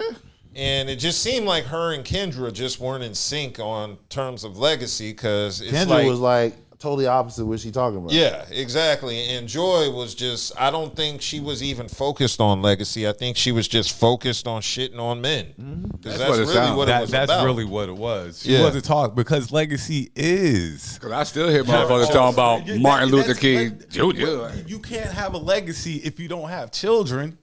Right. You can't have one. So that makes no sense what she said at all. Well, I don't know. Because didn't we know about Sir Isaac Newton? He died a virgin. That's random as fuck. Yeah, that was. I just had to. It It just threw it. I kept thinking, who's a fucking famous virgin? Did AC Green ever populate? Yes, Yeah, he did. got He married. got married. Yeah. That's well in his 40s, I think. And I know those kids are made out of love. Oh, yeah. Every last one of them. That nigga was busting triplets in that thing. So I definitely disagree on what she was saying about legacy. I definitely agree with Dove. She just wanted a chance to. To diss men. That was it. See, this is the problem with Joy Taylor. She's very arrogant, but there's not the talent to match the arrogance. Her sports takes ain't all that. Bro, my thing is, like I said, she about Crash Fox Sports. Her, by herself. She's a jump off. And she's not there anymore. Right. So we're sitting here saying what she is and what this woman single-handedly almost crashed Fox Sports. But that don't mean nothing. And we're telling her, well, you're getting Well, ready to be actually- out of your actually, she no, not- you're not getting ready to be out of your prime. These dudes are She's willing out of to her pay- prime. These She's almost dudes 40. are willing to pay big money for Joy Just to fuck Taylor. her. It's a Yeah, difference to fuck. that's the problem. It's a difference paying somebody to fuck them versus paying somebody you want to actually be with. Now, that's definitely what Kendra got wrong. She was talking about all these men wanting to have babies with her, and it's like, nah, they want They to just smash. trying to smash. They trying to fuck. That's all. They know They she trying to be like Brian they know McKnight before he got all married. All they gotta do is drop some dollars on Joy. She trying to gonna be drop like, them jaws. Acho. Let me run something by y'all, as we all know. Yes, And everybody's going to stand what I'm getting ready to say. go for it. You get a chick, she's a jump off, send her off to the whole team. But there is one man. Oh God. Oh, God. There is one man. Am I lying? No, that's the truth. So while you sit here and tell me, no, there is always that one man. Captain Saberho. There's always, so y'all sitting here telling me, no, I know from truth. Like you said, I'm speaking my truth. Hey, God. say less. There's always one. Yes, and it's pathetic. I'm right. You were correct. Okay, thank you. I've seen it in the homie circle. Here go. Gotta stamp that. Yeah, I got to stamp that. Thank you for my stamp. Thank you for my stamp. God, that is so embarrassing. Hey, you know what? That shit just took me all Look, the way I back. got a couple of Nigga. couple of I examples. know, ain't I just know, got one, I I've got know. a few examples. I know. So yeah, there's always She was the super there's jump always off. one. Hassan, you know that. Yeah. And there's always that one. God. Hassan, here I come to save the day. You already know. Captain Saberho. God, that's bad. Y'all giving me flashbacks to the homie. AKA simp ass nigga. Yeah. Here I come That- to save but the see, day. The but see, best that's the Western. why. But see, that's the reason Oh, why. I'm gonna that- lock the but- door. But see, that's the reason why her mental makeup of men is like that because there's a lot of simp ass niggas out here making it easy. They say stupid shit like she's never had a chance to be loved and shit. She'll never have, yes. And out of all them executives, there is one on that's like, I could change her. I'm a saver. I could change her. But none of the people that smashed, is Acho still at FS1? Nah, he's got his own. Everybody who smashed Joy Taylor left. They got fired. We don't know that. Well, I mean, the public, the speculation. The ones we knew of. We don't know of everybody out of Fox. We don't know that. Okay, well, yeah, I just wasn't a big fan of her view on Legacy. I really wasn't a big fan of Out of my way. talking. What's that? Out of my way. Out of my way. Oh yeah, Y'all get off of her. that's terrible, man. That's my wife. My soon-to-be wife. Yeah, I can't do. You don't know how to treat her. So yes, there's always that one. It's always that one. Yeah. And speaking of legacy, Joe Budden's leaving a real freaky, disgusting legacy. This man was MK, not my king. And on top of that, That's a cuck, ain't it? That's voyeurism. I'm sorry. Cuck, voyeurism. Read it. Ain't it the same? We'll let him do it. Then we'll Yeah, first let me cue up the video. I'm sorry. Well played. That was really good. Joe? I can participate, but I'm not He fucking. doesn't want to have sex with anybody, like in that type. He's not. Do you want to? He's a watcher. Okay. A voyeur. Voyeur, yeah. Nice. Well, and an exhibitionist. Yeah, but he's Isn't that also the same like a thing? producer. He likes to give direction as well. Okay. So you're Like, You'd he's rather like a- direct than engage. 100%. I'm a visual guy. Right. Let me just kind of. That's why I was laughing at the porn novels, because I'm like, shit, we're like porn stars then. Like, I think something and then try to make it be in the living room. You're trying to bring it to life. You guys talk about FaceTime, and I'm like, we had a threesome FaceTime. Yeah, we've done FaceTime threesomes. Yeah. That's cool. Damn. I don't know how you admit that publicly. Virtual threesome? Everybody has their different kinks. We're not going to sit here and kink shame. If You he have to likes share be- it? You have to share it publicly? No, you don't. But we're not going to kink shame because it's like watching porn. It's live porn. Now it might be your girl over there with somebody else. That's the difference. But it's still live porn. I mean, if he's in a lifestyle, then that's their thing. Get off on that. We be too quick to judge on people's sexual I wouldn't admit that publicly. fantasies. You might not. Some people don't care because that's what they enjoy. As you get older, you don't like the same sex you were having at 18, 19, 20 as you are right now because your tastes change. You learn different things about you that you like and dislike. Yeah, but I mean, you can be as freaky as you want. You just got to, sometimes the world don't need to hear that shit. But it lets other people out there know what? it's cool. Yeah. You know what? This is be the one time I'm agree with him because we just sat right here. We fiercely talking about how McKnight speaking his truth. You feel what I'm saying? So if this is Button's truth, this is what they do. Hey, And he look. I'll be contradicting myself. Look, your boy. I just said your boy was doing it. Diddy was doing it. Diddy was doing it. I mean, But he they're all was. But weird. whoa. I don't know, but because I don't know if he was involving himself with the things on the nipples. The other man's. Oh no. You see what I'm saying? Like, there's levels. There's levels to a lot of this There's stuff. definitely levels to this. There's tiers. There's tiers here. Seed oil. There's tiers here. See, it's one New definition of black seed It's oil. one thing to watch your partner get smashed, but then to watch your partner get smashed, and then the dude come here, guy. Yeah. What? Okay. Now we're drawing hard limits. That's what they call hard limits for nobody that knows. Pineapples. Hard Pineapples. Pineapples. Pineapples. This is where we're stopping at. We're not doing no more. But I'm not going to clown Joe because that's what he gets off on. I know people like that. I mean, I have a question. Go for it. Isn't Joe also That's what I heard. out there? Well, a sampler. What is a sampler? As in, you like to sample everything that's on the menu. Correct. You're sampling everything. A community sampler. A sampler? A rainbow sampler. A poo-poo platter? No, well, the array. The whole array. The community platter. I'm good. More power to him. Platter. More power to him. Yeah, I mean, And then That's He's what I better heard. than me. allegedly. But like I say, he's living his truth. If I that's his mean- truth, we ain't going to sit here and. I'm just glad my level of freaky But see, ain't the that. thing about it is, see, this is why I say you gotta be careful because you don't know where you at, what type of laws is still there on the books. We see what Diddy done got, dude. You know what I'm saying? Can't be up here talking this shit freely.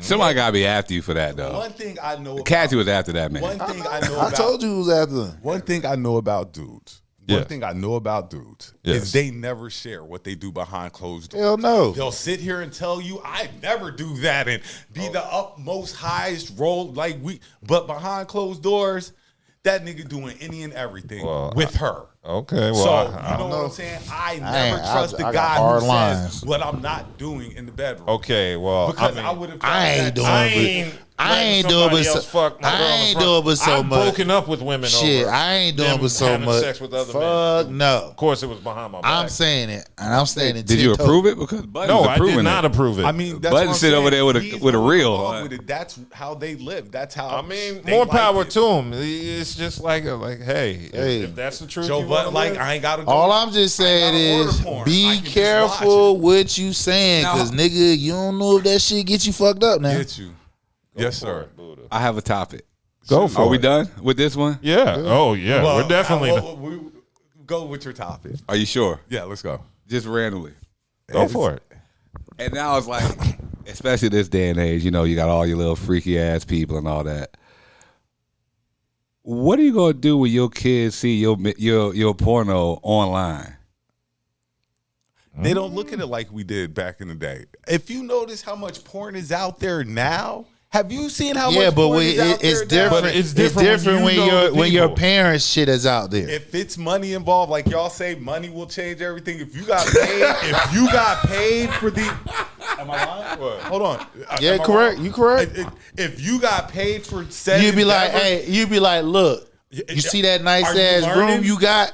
You see the nice ass shit you got? Hey, there it is. are you learning from what I'm doing? mercy. If anything, like you know what I'm You saying? don't have to do what I did. All How about this- that? all- You on a path, you ain't got to do what I did. all this porn. I mean, there's so much porn out here. what I'm You saying, know they like- tried to regulate porn here. You Yeah. can't go on to certain sites. So what do? Twitter done kicked it up. Twitter, giving you- Telegram. They giving you as much as you can stand. VPNs. They giving you as much as you can stand. Porn Look, is you, a look, look it's no need to have a damn. It ain't no madams. It ain't no damn. You ain't got no hoes. Porn They look. isn't They looked holding at- themselves out, and they. porn isn't looked at how we like fucking. Well, say you isn't don't need looked a at scrambler how anymore. We used to look at it. You know what I'm saying? It was real discreet, Yeah. sacred. No, that's out not there. no more. Exactly. You might ride by somebody in the car and she giving them head, and that gets them off because somebody watching them. Wait, do that in on a the car? road. You talking about in real life? Yeah, he talking about real life. Yes. No, I'm just talking about you. You're sitting here saying you see somebody getting head in a car, and you're like, "That's no big deal." Dude, I remember. You don't remember when we moved that stuff from the office way? We had to go get that furniture, and I told you on the way back. I'm in the truck looking over. There's somebody over there just going to town. Yes. Like that is a thing. Some people get off on that. Like, Oh, nobody- avoid nobody public looks- sex and all Nobody looks at porn like we did when we were growing up. Yeah, but we talking about. He was mentioned as a kid though. Your kid seeing Yeah, your that's damn different. parent. You're talking about You your said kid seeing they, you. Yeah, with your parents. kid gets see like, oh When are we shit, that's talking my. kids seeing this. If it's out there on the internet, Yeah, I'm saying what age? Now, I think age. it kinda don't plays. matter. What if they're Like minors? if you're 14, you probably could explain it off to a 14-year-old how are they getting their hands on it if they're minors. Like It's the 14, internet. I can understand. Like 14, 15. I'm about to say, nigga. Everyday people are you ain't gotta porn tell stars me. now on OnlyFans. Hershey gotta say that's Yeah. true. Hershey gotta say everyday people are porn you stars know, now. What age are these children? What age are they? Because remember, our parents didn't taught us about sex. They might have talked to y'all. Mine did. Yeah, my dad told me. My mom They told didn't me. really hit it on us. My dad actually gave me a porn and Buddha told might me have got, the Buddha birth. might have That's how got I a little learned. bit more information. Oh, you didn't get. Nigga try to steal my show me what you trying to. Anyway, that so shit don't work, but nigga. now we speak to our kids. Can't put this shit on like freely that. about sex. Yeah, I do. I tell We mine. have to. Because you don't, they get on the internet and listen to other folks. And this is why I Look, say, or you sit there and be like, "This is what I was making you out of love." hey, look. You want to know where you came from, Hey, ain't look. This is what I was making hey, you out of love. look. I tell my girls, I said, look, your daddy gonna keep it real with you. I ain't sugarcoating shit. You gonna know the truth. And I want to say, and I could be wrong, but 70% of people got a video. Really? It's that much? That might be a lot. It might be a lot. I feel bad. I've never recorded myself. She might have recorded you didn't know. That's true. How could she set the camera up in my room? No, she probably have a Nigga, phone in just hand. probably just put Bro, the you motherfucking shit down. Look, Phone in the hand, phone set up somewhere. Look, you be ain't back even here paying like attention. this, and she like Yeah. this. Oh, hell no. I'll be like, you got to put that phone. You don't know if she blowing your brains out, nigga. Who cares? If you, But like I I'm saying, do. at least, okay, I'll say 60. More than 50. it's more than 50. More than 50, guys. Yeah, because once they came out with this technology, nigga. Yeah, it's So more than I'm 50. going to say more than 50 have a video, at least Of more some than 50 type of sexual of act on sexual their phone. act. That's true. I Go believe for that. it.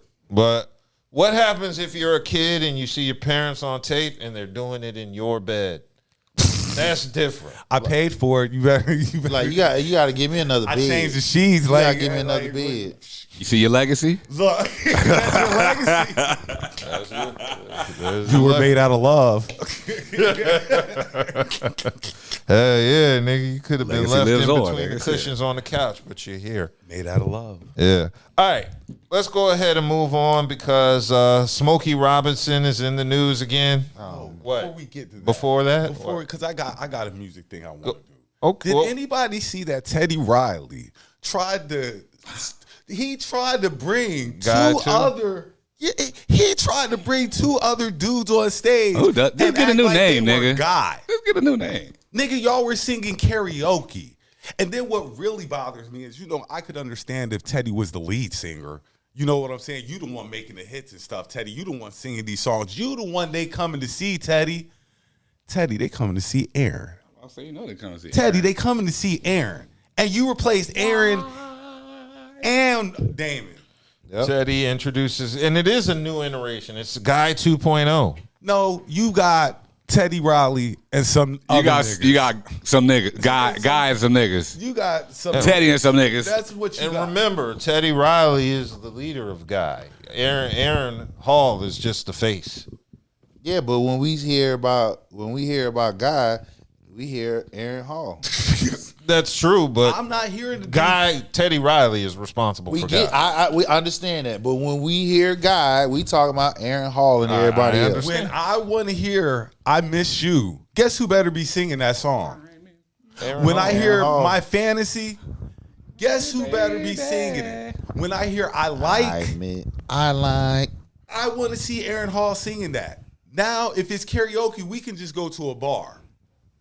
And you can just be there DJing. That's unfair. You haven't given the new guys an opportunity. Man, Make their own fucking opportunity. Yeah, exactly. But they're Guy What- 2.0. No. What song are yours that were like, Oh, They damn just got niggas is together. dope. They haven't set their legacy yet. They just started. legacy the word of the day? Yeah, Legacy this is the word of the legacy, day. nigga. Every But I topic. just wanted Well, to last week, don't let me find out. This week is legacy.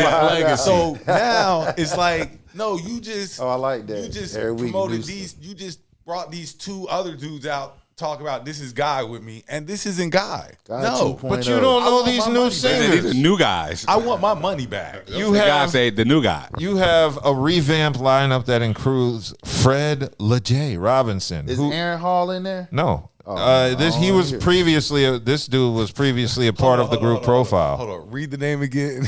His name is Fred LeJ Is Robinson. Aaron Hall in You there? said legit or legit? LJAI. I don't know how you Oh, that's spell it. LJ. LJ. Shit. And you want to know the only reason I know that? Because you knew a LJ. Say less. She was my nigga. That's Say my less. I remember LJ. boy. Hey, I remember. Yeah. Yeah. I remember LJ. But all I'm saying is you can't bring two new guys up there and call them guy. You can't do that. I'm sorry. Don't forget Jay Styles, who was part of BS2. I don't know who BS2 is. Blackstreet? Oh, that's a chick. BS2? I don't even know who BS2 is. But then there's Ray Lavender. He's an Ray R&B Lavender. artist signed to Geffen, and they said no, the group will not include former members Aaron Hall and Damian Hall. Well, I don't want to hear that. So that's not guy. I know it's Guy 2.0. No, it's not. No, you gotta use a whole. I'm gonna give name. these brothers a chance. No, you can give them a chance. You gotta give them a new name. I'm gonna tell you, like when Ain't no guy. They should be dudes. When Hell Michael, no. Dudes. when Michael left Boys the Men, it's just Wanya and them niggas now. That's it. It's not Boys the Men no more. It's Wanya. Oh, they and them back. Oh, they niggas. back together. Yeah, they're back together now. But when Michael Jackson left the Jackson 5, they became the Jacksons. Yeah, it just was the 5 of them. and they weren't But that they successful but the without point, Michael either. Exactly. They were not successful once Mike left. But Guy 2.0 is different than Guy. How? How they different than The Jackson? 2.0. Oh, man. Unless you know it's the sequel. They're I want innovative. no. Teddy. I want I the, don't know. the Teddy. originals. Please. And wouldn't have the sequel been better? Teddy, from me to you. Legacy. From me to you. The Teddy. legacy has already been stamped. From me to you, Teddy. You can't piggyback It off can't of be that. Guy 2.0. That cannot be the name. That cannot be the name. Find a first new of all. name. And we don't want to see them singing Guy songs. Right. We don't want to see Who's that. to say that? They might have a whole new discography. I came to see Aaron Hall. Nigga, if you saw the 2.0 and bought a ticket, that's on you. If I see Guy 2.0, I'm probably going to act up. First of all, I'm going to act up. that ticket ain't gonna be no more than $10 a piece because they haven't secured their legacy yet. I haven't heard a song from Guy 2.0. They could be the greatest group ever. What if they surpass the original Guy? To be continued. To be continued. I am in agreement with that. All right, let's go ahead and move on. Now I don't even want to talk about Smokey Robinson. Nah, I do because that's wild. Then we'll talk about Smokey Robinson. That's wild. Smokey Robinson faces 2 new battery accusations, including one from a man who previously detailed his car. Oh, shit. I told you wanted to talk about it. Wow. I must have missed that one in the chat. told you I I missed wanted to that one in the talk chat. about I missed Put the that. article in the chat so No, y'all that's what I would said. I know. must have missed that one. You missed that one. Yeah, you missed that. I always look for that long one that has everything that we're All going the to cover. topics. It was in there. It was in there. It was in there. It was in there. You're not doing your due diligence. Yes. Smokey. Smokey. Yes. Smokey. And not the one from Friday. That's why I didn't let him pass this topic because I didn't think you heard about it. So I want you to hear about it. Smokey. Go ahead. Yeah, Don. Smokey. Yeah, so these new accusers are former employees, and it brings the total number of accusers to 6. So there were 4 others previously. The 2 new accusers come 6 months after the 4 women who filed a $50 million lawsuit against them. And those women sued them anonymously as Jane Doe's and May. Get to the. Okay, well, first, let me say, November 14th, they are looking to amend their complaint and add 2 more victims. And this one says it's a man and a woman, so it's 2. And Robinson, they're trying to say Smokey tried to force them to touch his erect penis. Them? Yes. I'm He should have went to Joe's I was house. about to say, was that Joe Buddy his girl? Is that what's going on? Went to Joe's But nah, house. because they wouldn't have, Well, because they would have had a consent. It would have had to be consensual. I'm just saying, there's people out here that'll do that. You don't have to go out your way. I to mean, do that. Smokey trying to make sure his legacy is extended. I'm just saying.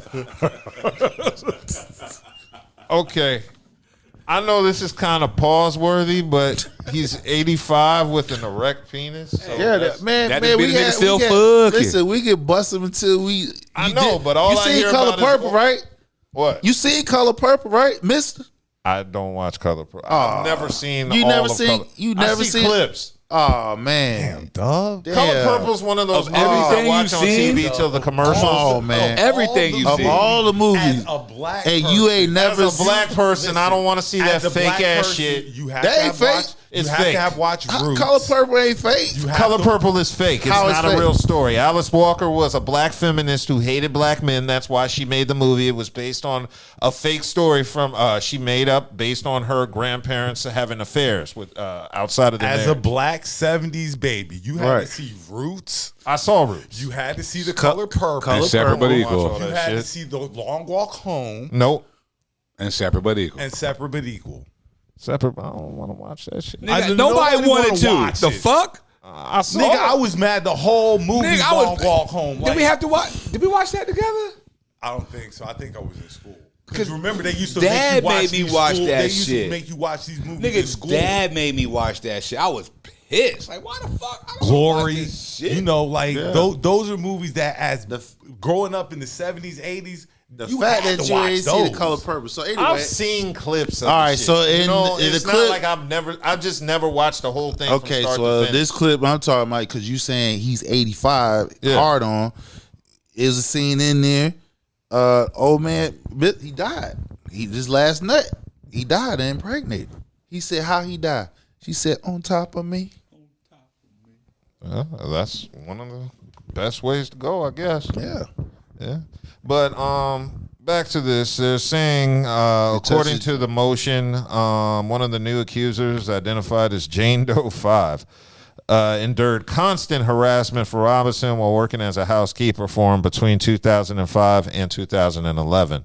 So that's harassment for 6 years from an elderly man. Right. And she also claims that he grabbed her hand and tried to force her to touch his erect penis more than 10 times. He would have asked her to enter the bathroom while he was showering and ask her to scrub his back, per the motion. 10 times? She got the exact count how many times. Yo, in 5 years though. But this is the thing, though. Like, oh my God, we've come to the point in our we good. Yeah, we've come to the point in our society that you can go get these things. These things are attainable, especially you have money like that to attain them. You ain't gotta harass your why you housekeeper. harassing people? You ain't gotta harass people to do this stuff. And you can have the go- means. That's what I'm saying. You got the means to get this stuff done, but you're ta- going to harass people. I well, mean, are you saying it's true? You said I don't think it's. I don't know if it's true or not. We talking about 85. 10 times. We talking about 85-year-old frail, because Smokey kind of frail. Yeah. He's 85. Look, here we go. Here we go. I'm gonna say this. Think about the type of music these niggas used to make, and you think to yourself, dope music. Hold on, 80s, right? 70s, 80s. No, Smokey going to 50s, 60s. So that Think about the the further back type we of go, music. It's the dope. further back we how go, the pure, how freaky the pure these in it, niggas the used further to be we back go, in right? the day. You wasn't pure because you got your head. You got killed. But it was a lot pure. Yeah, back then. you It was right. A lot pure. You did it, and they find out It was y'all like ass coming got off you. the plant you dying. pure. Ain't like you got protection nowadays. So I just do don't. I I believe just. it? I Do you don't believe it? Look, I don't, because we talking about 85-year-old frail man. He's now. I believe now. This what Man, him trying yes. to touch. Unfortunately, it's a man. I believe it. I believe it. And the only reason I'm saying that, like I said, as a man, but nigga, it's a man. Nigga. Well, this Like, is the woman's claim. Right, But she's did the man We also? haven't even gotten to the man. Go ahead. claim. So it looks like this woman also alleges that Smokey tried touching her breast multiple times, Okay, I can believe causing trauma that ultimately led her to get a breast reduction surgery in 2015. were they that big? They must It was have that been. big. Smokey could have paid no attention. Like every Yeah. time she walk on Smokey. I mean, if you getting a breast reduction, those some big titties. Yeah, He was walking up. That's to what him. I'm saying. Like, those some huge ass Yeah, titties. he was walking up to him like soft and warm. You should have said you had a song Legacy. Yeah. cruising. Yeah. He wanted to motorboat them things. Baby, let's go. So she's also accusing Smokey's wife, Frances. Look, that's another. They bring a wife, so they Yeah. said a wife assistant. So he like this. He's frail. She's trying to help him keep up with their ass to touch their titty and shit. Well, she's accusing his wife of perpetuating a hostile work environment and using ethnically damaging language Bitch, towards you better her. not say nothing about my damn husband. So I'm assuming, let him touch them damn Spanish titties. woman, so they just they're throwing out all types I'm of. sure they're giving them the pendejos and all that. Oh, it's worse than that. I'm sure. Yeah. I'm sure. So, meanwhile, all this is going on. They mentioned John Doe, number one. This is the guy. Alleges in the motion that he began working for Smokey during doing detail work on the cars in 2013. He claims that Robinson touched and fondled his erect penis in front of him numerous times. And also, wait. No, Smokey's. Yeah, that's what I was about to ask. Smokey. He was touching his joint while he was in front of So him. Smokey masturbating in front of this man? Yeah, that's basically what. Guess. Okay. Smokey just let him know what he got waiting on if he ready. Let me find out Smokey try to be part of that damn coalition. No. Smokey said, put me on a platter. Now, mind you, this is an 85-year-old frail. Well, he's 85 now. This is back in his younger days when he was He like still was in his 70s. 70s. I mean, what's fucking 10 years? Like, damn, he still, come on, man. Smokey been through some traumas. You feel what I'm saying? Yeah. And so, this is pretty interesting. So anyway, in addition to that, this John Doe claims he also tried to force him to touch his penis in 2022. John Doe claims he was fired shortly after the He was in incident, his 80s. only for Smokey's wife to call him a year later and ask him to return to work, which he did. That's some good money. That's some good money. I ain't gotta watch this man beat his meat behind me. You sued him, you left, but you come right back when they called your ass. Literally Smokey in the background Man. beating his meat. Why you turning around watching If Smokey? you don't- listen, see that is so. If you allow that bullshit to get in, all that other shit is some bullshit, bro. I mean, I kind of agree. Like, if you felt that bad, and it's like, this man wants me to touch his penis, and then it's like, you want to get the job back? You know what? I'm on the way. Like, Nah, man, that's what I'm saying. So now you taking the whole rest of all the other Jane Does and shit. Yeah. If they let this bullshit in, like I said, we talking about 80. We talking about a frail Smokey Robinson. at the now, wrong now house. listen.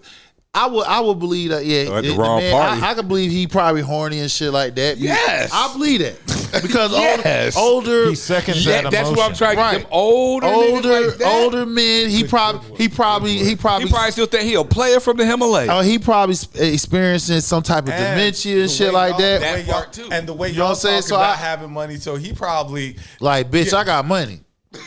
Yeah. like. Right. Oh, But look. see again, you gotta look at his mental state, his age and shit like Oh, that. I'm sure So Smokey's in dementia. so I believe he got these fine young ladies around him. They are younger than him, even if they're in their 40s or 50s. They're 20, at least 20, 30 years younger than him. Yeah, his dick probably is hard. You know what I'm saying? I believe that part. No problem. I'm sure Smokey is in dementia. I'm sure of it. I bet good. But I money don't believe Smokey's that in shit what they dementia. talking about though.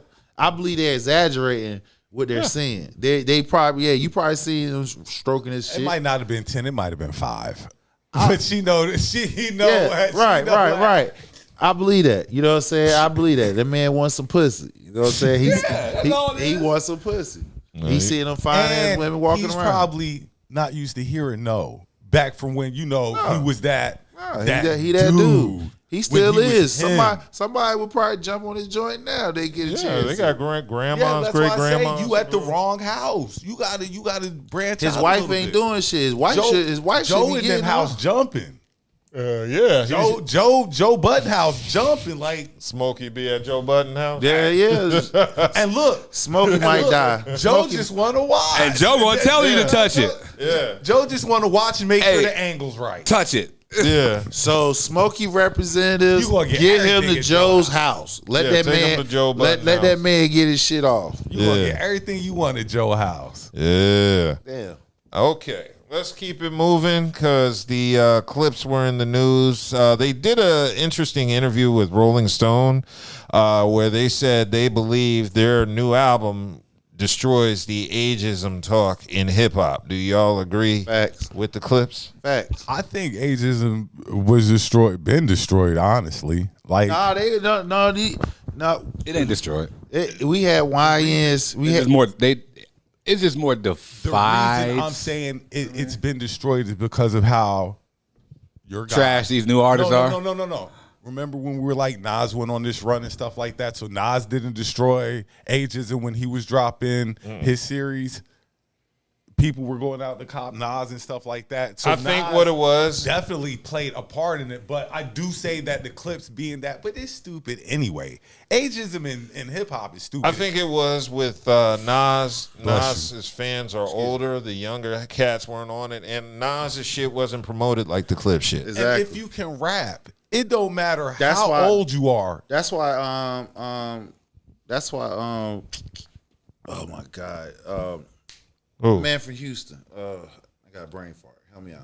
Houston, Scarface. Scarface and Ice Cube made that song Act Your Age and shit because that was the sentiment that was going around. They saying like, oh, if you pass 35, you shouldn't be rapping and shit like that. So, and we just talked about how the hip hop, they ain't got nothing in the top 40.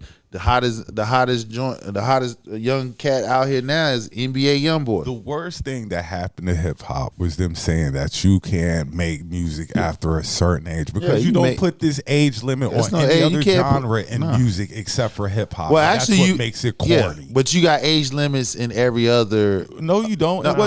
Wait, listen to what I'm saying. You got age limits in any other crafts. So like football. Anything sports related, you got age. Even hold on. Even in if you're in journalism, it's an age limit in that. You feel what I'm saying?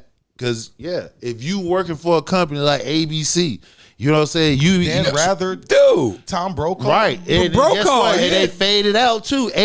What I'm saying, I think he died. But what I'm saying, they were forced off air before they said they nigga died away. And you're talking about when you say you're talking about sports. Like these are physical. Like you can't play sports. No, is not I said journalism because if you on TV like a major company like CNN or Fox, you feel what I'm saying? You got an age limit because they do it to women. No, they just Stephen A. is old as hell. That's not what I'm saying. Stephen A. is in his like he in his 50s. He's young. He in his 50s. We're old white people. We're not old, nigga. If you want, these people like that Morning Joe and all this shit. So what I'm talking about ageism, and you're saying the clips. Who Malice is what 50? He in the 50s. So Stephen A. Smith, if you're saying Malice and his brother dismissed it. Stephen A is the same age. He's older than them. Yeah, but what I'm saying is, what was being the narrative that's being pushed is if you get a certain age in different areas, such as we're talking about music right now. We're saying that at a certain age you should be making music. That's false. Music is endless. You can make music until you die. You know what I'm saying? But there are other crafts that age that does take in consideration. Sports, athletes. If you work as a police officer, you can't do that shit with so much. You can't you being that bitch 20 years that you're gonna chase a YN. You ain't chasing that motherfucker. So the only thing about music that makes a difference is it resonate. Are you making music that resonates? It's not about your age. It's are you making music? Yeah, that but they was people? trying to push that narrative, and then another narrative within that narrative was like the YNs didn't have to learn nothing from the OGs. That's the whole thing, like because we had it in discussion. We was talking about that. Like we ain't got to cater to you OGs. It's not about cater. The fact of the matter is the groundwork was laid there for you to do what you're doing. It's not a cater thing. It's a respect thing. Right. If you don't respect, but a lot of them don't look at it that way. They looking at it as that's how they need to look at it. If you don't respect, like you say, the path that was given to you, it's disrespectful to me that you don't know who Big is, that you don't know who Tupac is, that you don't know who certain artists are. That's what Consonant did. He's supposed to know that shit when he interviewing people. You downplay their music. Oh, their music wasn't that dope and stuff like that. Like, no, their music really was that dope. It still is, because you can still play that music right now. They got timeless music. That still mean you like Snoop Dogg's first album. That's over 30 years old. You can play Dog Pound right now. All the albums we listen to are it's timeless over 30 music. Years old. It's timeless music. I could play. It's we could take an average 18-year-old right now, 18 and 21-year-old right now, their favorite artists. We take NBA.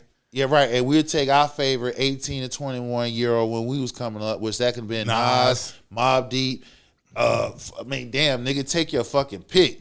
It's like night and day. You feel what I'm saying? And you can still play they shit right now, and it's still blending with the YNs right now because it's they talking about the same thing. It's just how it's structured. Yeah, we had rhythm back in the point is, remember what we were saying, what I mentioned is we had balance. We Not had just that. let me get this point out. The point I was trying to make is we had balance. We had cats, some of our favorite artists that was in college. You feel what I'm saying? So from them, nerds, aka college, getting into hip hop, and the ones that didn't go to college, they was able to blend the check and balance because when you we're judging people speaking metaphors and how detailed your rhymes, your wordplay and stuff like that. That forces a cat that was on the streets like, all right, let me get my game and let me practice my craft. Now you don't have that. To me, hip hop fell off when it stopped really being regional. And when I say regional, everybody had their sound. You see what I'm saying? Everybody was different. Now everybody sounds the same. There was you remember us growing up, Miami bass. Yeah. Then you have Houston, Chop and Screw. Out west, you had West Coast music. Then you got up in Northeast, Chicago and stuff. You got Bone and them and stuff like that. In New York, you got Hove and Nas and them. Now every artist sounds the exact same. Every one of them. They all want to do auto-tune. And they all just rap about the same content, trying to get rich. Because there's no creativity. And why is no creativity? Because people doesn't want to learn it. They're just trying to skip past all the training phases, learning, and want to, like you said, get to the money. Yeah, you can get to the money, but after you have like one or two hits, what comes back to? You have no creativity. You did not learn. You did not learn the ins and outs, and you end up making the same mistakes as the ones that came before you. Only difference is on a larger scale.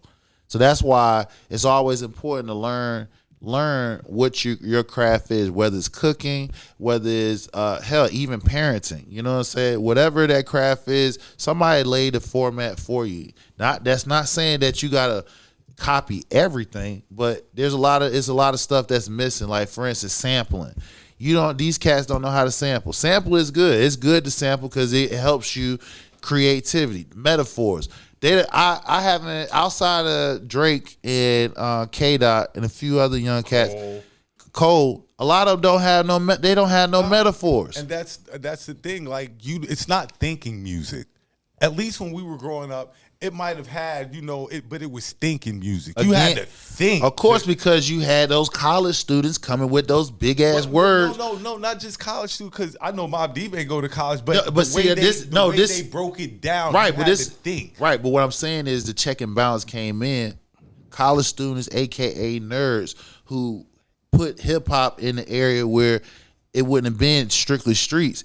It forced the streets dudes to be like, okay, if I want to have my game tight, I want to get out here and make it. It forced them to learn shit too. It pushes them out their comfort zone. See, these young cats is not pushed out their comfort zone. That's why they writing chicken scratch type lyrics and stuff like that. So if street dudes, when we came up, they learned different words. They got outside their comfort zone, and it was a challenge for them to adopt that. Nowadays, they don't want to do all that because, hey, it all depends on they want to skip past all that. Only 1% comes out with something that's completely new that nobody hasn't done before. Well, I will say this: shout out to the Clips. If that's what happened, their album is amazing. Yeah. Their album is amazing. They should get album of the year, front to back. Oh yeah, and while we're on it, new De La Soul dropped Friday. I listened to some of it. I listened to a part of it. I'm hitting the road tomorrow for Thanksgiving, so I said I was gonna listen to the whole thing in its entirety on the road.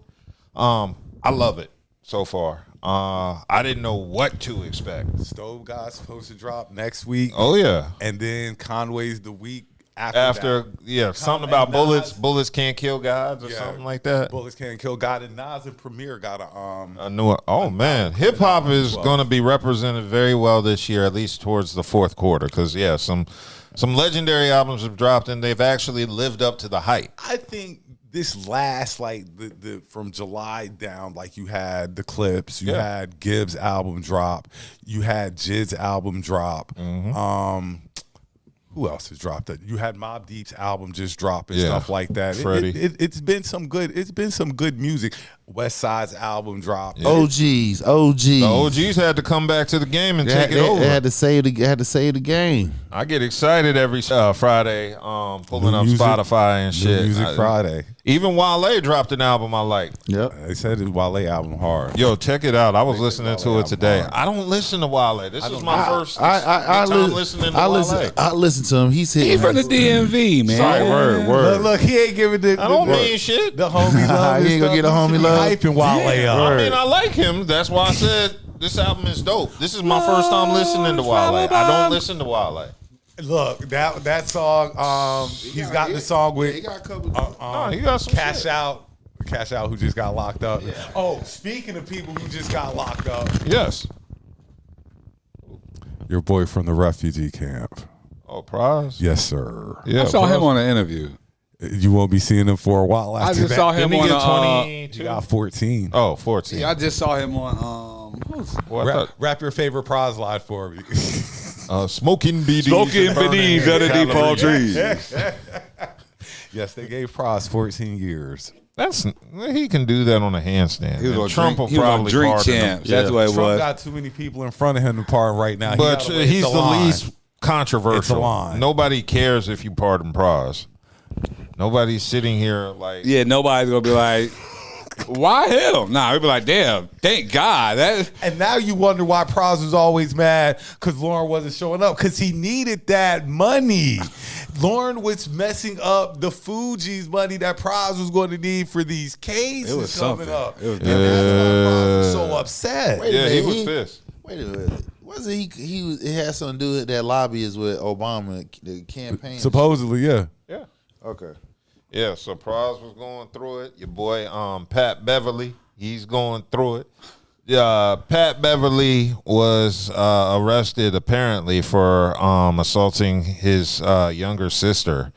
Have y'all heard? No, younger sister boyfriend. No, younger sister. Oh. Younger sister. Yeah. So originally, when the news came out last week, I thought, we heard Patrick Beverly caught his sister with his minor sister with an 18-year-old, and we heard there was an assault that went down. We naturally assumed that he was putting his hands on the boy, but no, he was putting hands on his sister. And why? He was charged with third-degree felony assault. Why? Why are you out here with this boy? Little girl? That's still your sister. That's still your sister. But what level of assault? What level of assault are we talking about, though? Are we talking like a push? You get your ass in the house. What the fuck is you? We don't get your ass in the house. You shouldn't be out here with this grown ass boy. You should have been assaulting. No, we don't know. No, we don't know. We don't know the details. I'm of the ilk that's your sister. I know. So you got to go to your sister. The dude is just the dude is going to be a dude. Yeah, and you don't know what the dude is doing. Dude. You're going to your sister because you're looking at your sister like because the dude was in the house, and you're going to look at your sister first like. Yeah. I know you ain't got this nigga in the house. Yeah, nigga, I know, yo, nigga, you goofy. should be smart enough not to be in my house. A nigga gonna be, especially with my underage sister. He's 18, my sister's 15. Listen to the age you're saying. You know that you're not supposed to be here. Listen to the age you just said. 18 and 15. 18. Dude, 18. He should have put hands on the dude. I'm just saying he should have put hands on old boy. You can't put hands on old boy because he doing probably what Pat Beverly was doing back in the And that's day. a kid. He's 18. Yeah. His sister 15. Either way. And she's the one that's fucked up the whole scenario. Y'all look, Brian McKnight was only 20. But look we talking about 18. See what I'm saying? That's what I'm 2 saying. years difference, but see, 3 years different. But this, I there's listen a to difference 2 in years. what we're saying because 15 and 18 is common. I in high get. school Listen, age. I get. That's what- high school. That's common high school. That's But high the school. difference is you are an adult. You're a senior and she's a sophomore. I get you, but she's not. You're a senior, she's a sophomore. I You get see what her you're every saying, day. but you're grown. You're an adult. You're a senior and I she's get a what sophomore. I You're get not what you're grown. saying. I get what you're saying. I didn't do it. I didn't date sophomores. When I was a senior, I didn't date a sophomore. So I'm sorry. I'm just saying, but that's what I think. You're all together. I think that's what our problem is as a society. We lump these kids together with this age difference, 18 to possibly 30. So then, hold on. But see, then you keeping that. So then, as you get older, so if it's an older man, and an adult woman, you don't keep the same energy though. But we're talking about adults. We're talking about kids. Right. Here So now. you're talking. Listen, you said a young man who's 18. He's a kid. His sister is 15. She's a kid. She's a teenager. They're both kids. teenagers. He's a young adult though. At this, He's a kid. 18 is a kid. I don't give. I mean, y'all, like you I know just what I mean? told you, 18 is 18 is a senior and 15 is probably a sophomore. I understand that, but unfortunately, law whatever. and society doesn't allow that to happen. I got a 15-year-old junior. Everybody's kids And I'm going to talk because I'm speaking on that because I got 3 girls, so I wouldn't want no 18-year-old messing with my 15-year-old. I don't give a damn if you is in high school. You're not gonna be around my daughter 15 and in the house with her because nigga, you can get her. Why are you in my house? Right. Why are you in I'm my getting house? your ass. I don't care. And if I'm gonna she get brought you. in I'm here. gonna get She you because set you shouldn't have them in here. Up. No. She set you up. No. She set you up. But Both of y'all that's getting it. Boy, get the fuck out my house. Girl, are you out? Yo, So I'm fucking mind. I'm gonna pop that nigga in the back of his head. Get I'm the fuck slapping out my her house. outside the back of the head out I'ma the smack gate. his ass in the back of the head. Yeah, she brought the boy. Dude, in the house. the boy You should probably have don't enough even sense have to any know idea. that. You should know that she has a As crazy an brother 18-year-old, or dad or you something. gonna get you try and go. You going. You should know you should not be in the house with a fucking 15-year-old at night. You know you're gonna get your shit rocked. Hassan, are you agreeing with me? Is that I'm scared to ask if you're agreeing with me. I'm just saying, as an 18-year-old, you should not but be in the I house. feel the same way. Like the dude was in the wrong. Right, you should not be in the house. The girl, I'm popping both but of their I'm asses talking to upside her. the head. But the dude, you're going to see me. Maybe ransom- dude ran and he couldn't catch him. Nah, that's a big ass house. You ain't getting the hell out of that bitch that fast. How did you get in my house? Who offered you this open invitation? She did. So that's Where's why her she, mama? Look, Mama don't know. look, she don't own this house. Why are you in my mother? I get you. That's why both of them get smacked in the pop of the back of the head. Yeah, well, I could go with both of them, but Yeah, the boy getting something. Yeah, he getting The something. boy getting something. He getting something. Girl, you should have. I know you're being raised better. That's than why I this. make sure my presence. That's why I make sure. Yeah, we ain't That's doing how that. I know nobody ever got caught in the house with a girl and somebody's dad popped up. You ain't gonna catch Let's me. see. Look. Let's see. You know No, what I mean? I didn't get caught. Look, okay, that's I didn't how get caught because that's how I ain't get know caught. Nobody got caught in the house and somebody's dad popped up. But what happened was No. mom You was didn't get smart. Mom caught. was. We didn't get caught, but mom they found out. But I was already out the house. There's layers to this. It is layers. Because like I said, you can't put your hands on him, even if you can't. But you can put him on her. Why can't I? This is my sister. So I can beat on my sister. I could beat on his ass too. See, You an y'all adult. saying beat? I'm not even about to beat I'ma on pop her or the none of shit that out. either. I'ma smack know this. what exactly went I'm down. gonna smack the shit out of his damn head. He gonna feel that. He gonna feel me. I'm gonna punch him in his chest. Something. Okay, now according to the Barstool Sports owner Dave Portnoy, that's the guy that owns the Yeah, his punk ass. Okay, now you pop up in the chat too, nigga. But Portnoy revealed that he's gonna sideline Pat Beverly from doing his podcast because he said he read the police report and he said it sounds bad. Sounds. Yeah. Well, and Portnoy is definitely debating. He said he doesn't know if he's going to fire Pat Beverly or not. I think that's because a little of your brand. Yeah. Because of your brand, you can't have people out representing you and they're doing stuff that's going to come back and sit on you. Only time it out represents you if their brand itself it speaks for itself. without you. Yeah, now Portnoy, he said he's debating it. He said if this turns out somehow to not be true, we'll let the facts play out. And we've got to see how it settles, but this is horrible how it read, and if there's any truth to it, he won't be back at Barstool. That's what he said. Portnoy is the last person. His controversy is all around. He's the last person. But he gives Pat a platform. I get you. I understand and that. with that So with that, I platform, get you. His platform is bigger than Pat Beverly. Got you. Your actions have therefore come into his platform. Yeah. Your actions have come into his platform. If you hadn't done anything, if Bev hadn't done anything, we wouldn't be doing that. And if he would have just left it alone, but his actions came back, the typical don't let me find out. Because when I find out, this is what I have to do. Mm-hmm. Well, I personally don't like how Portnoy is putting this out publicly. Exactly. It's kind of like you know, that's kind of inner talk that should be kept in house. Yeah, kept in house. I don't think you should be telling the fans, what what could happen. Right. I might fire him, I might not. If you're gonna do it, you're gonna do it. But why? Because it's no need to mention that. Nobody about him. It's not like it's not like nobody knows. Yeah, but nobody know about that shit. Yeah. He's putting out there. He's adding fuel to the fire for views and shit like that. That's why I'm like, when you said his name, I'm like, why the fuck is he even talking? Like, you know what I'm saying? He could have kept that shit in house. If the facts fell what it fell, then handle your business. Until then, why speak on it? Ain't nobody come to him. And even if somebody did come to him, nigga, if it ain't hurting your fucking pockets, your well-being, let that shit stay in house. Agreed. So I'm going to see how this Pat Beverly situation plays out. You know, I really need to see details before I form a stronger conclusion. But, you know, based off what I'm hearing, you know, I don't know what he did to his sister. All I hear is the word battery. That's it. He probably smacked her in the head. Then again, he probably smacked the shit out of her. She probably said something slick. He popped that. She might have. Like, yeah, you know, it could have been warranted depending on the situation. Yeah, she probably said something out of the way. He smacked the shit out of her. Yo, he chased that dude out the house. She's like, you really gonna fuck up my nut? He said, what?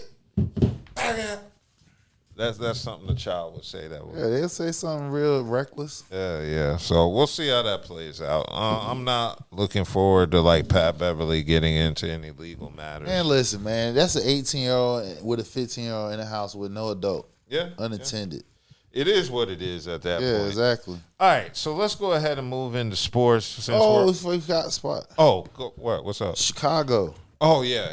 Discuss the Chicago incident when, you know, a group of teenagers had attacked a mother and her children as they was walking through the neighborhood. And me seeing that video was disgusting and stuff like that. And then what make it so even more wild, they stupid as hell. They record. See, this is why I say this right here with this camera on this damn phone has been the greatest invention as well. The most dumbest invention, because motherfuckers are so damn stupid and they want to be liked and loved so much on this internet that these bullies, hoodlum ass kids, sitting here beating on this woman and her two kids.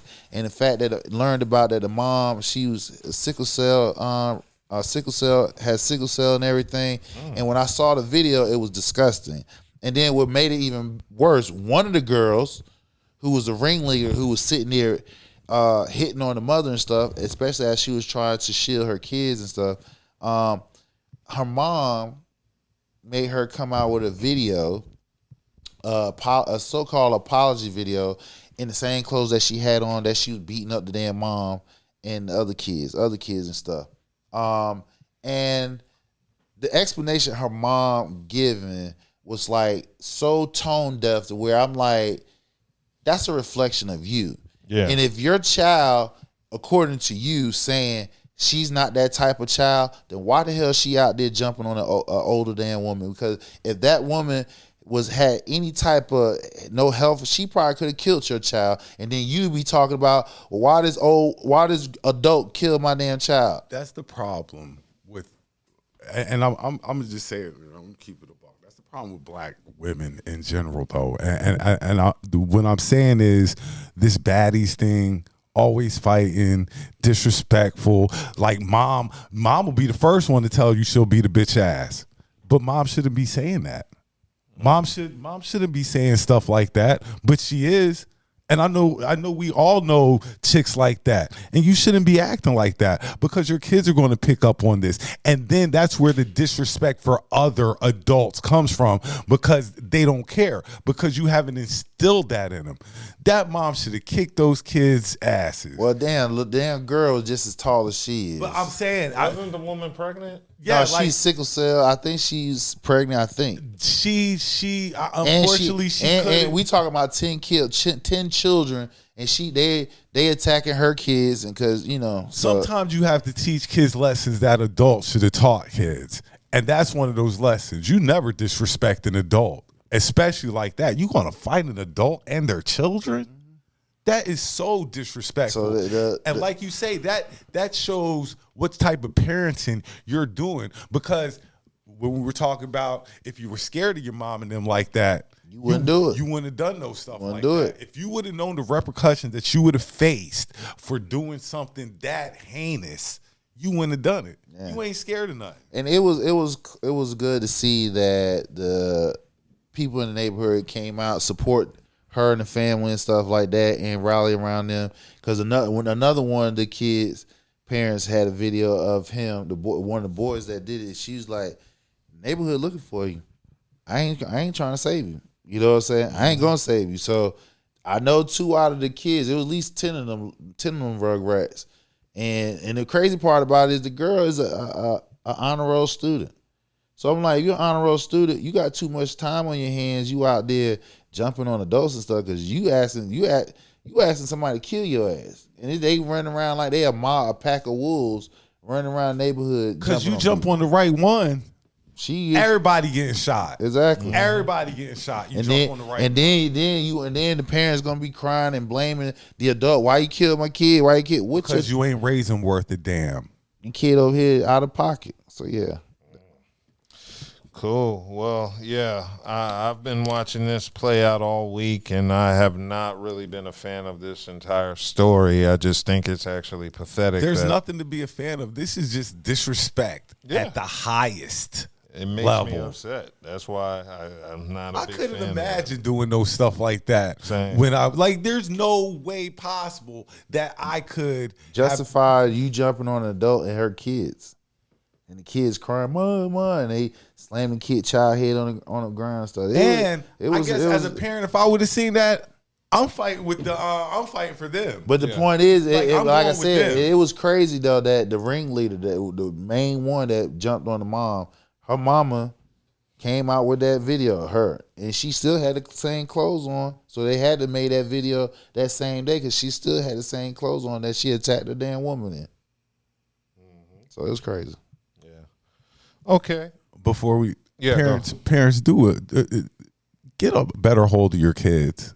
Just get a better hold of Whoop them. that ass. Whooping is good. Get a better hold of your children. That's all I got to say. I'm sorry. Okay. Well, let's go ahead and get into the NBA because I wanted to discuss a couple of happenings going on. First, LaMelo Ball let the world know he's interested in a trade. And we're interested for you to go.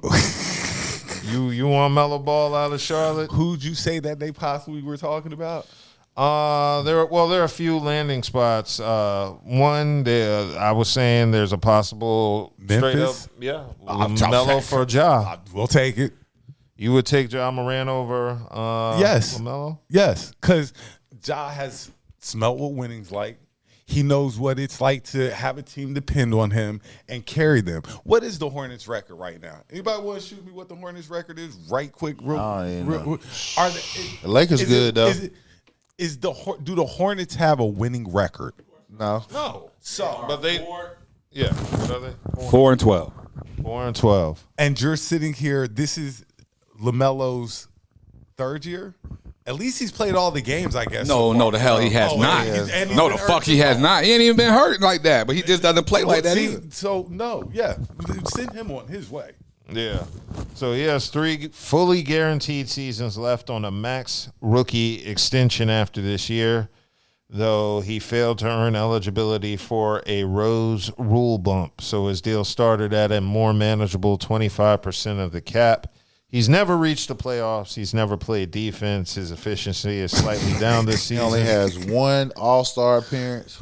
Yeah. And let's be honest, he's not even the best player on the team. Mm-hmm.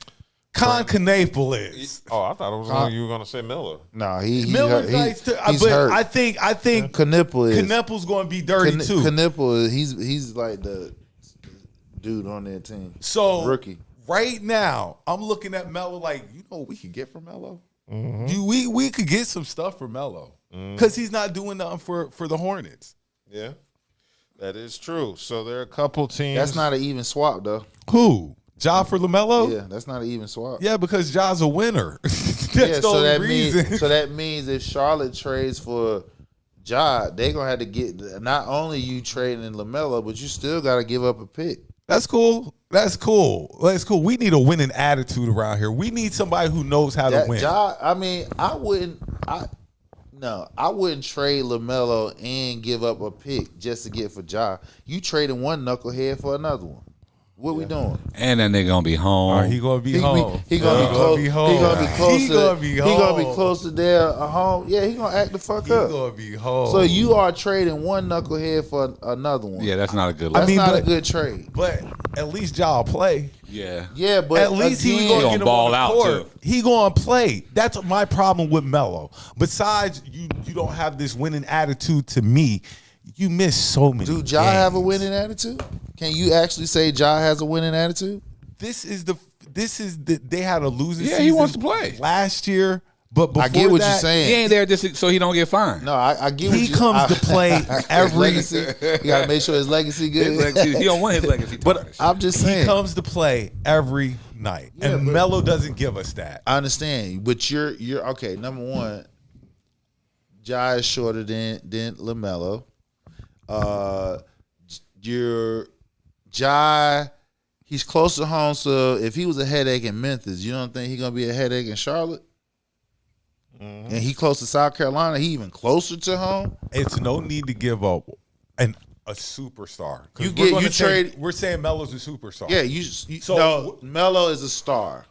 He's not a superstar because he ain't made no playoffs. So he's a He star. ain't done shit yet. Yeah, you can't be a superstar and never touch the playoffs. He's a star. So Ja's the bigger star. He's a superstar because he made the playoffs. Definitely, I want this trade. I definitely want this trade. Yeah, but Ja, his stock has gone down because he was up for a supermax before that bullshit popped off. But that has nothing to do That's with off his field or off court. basketball.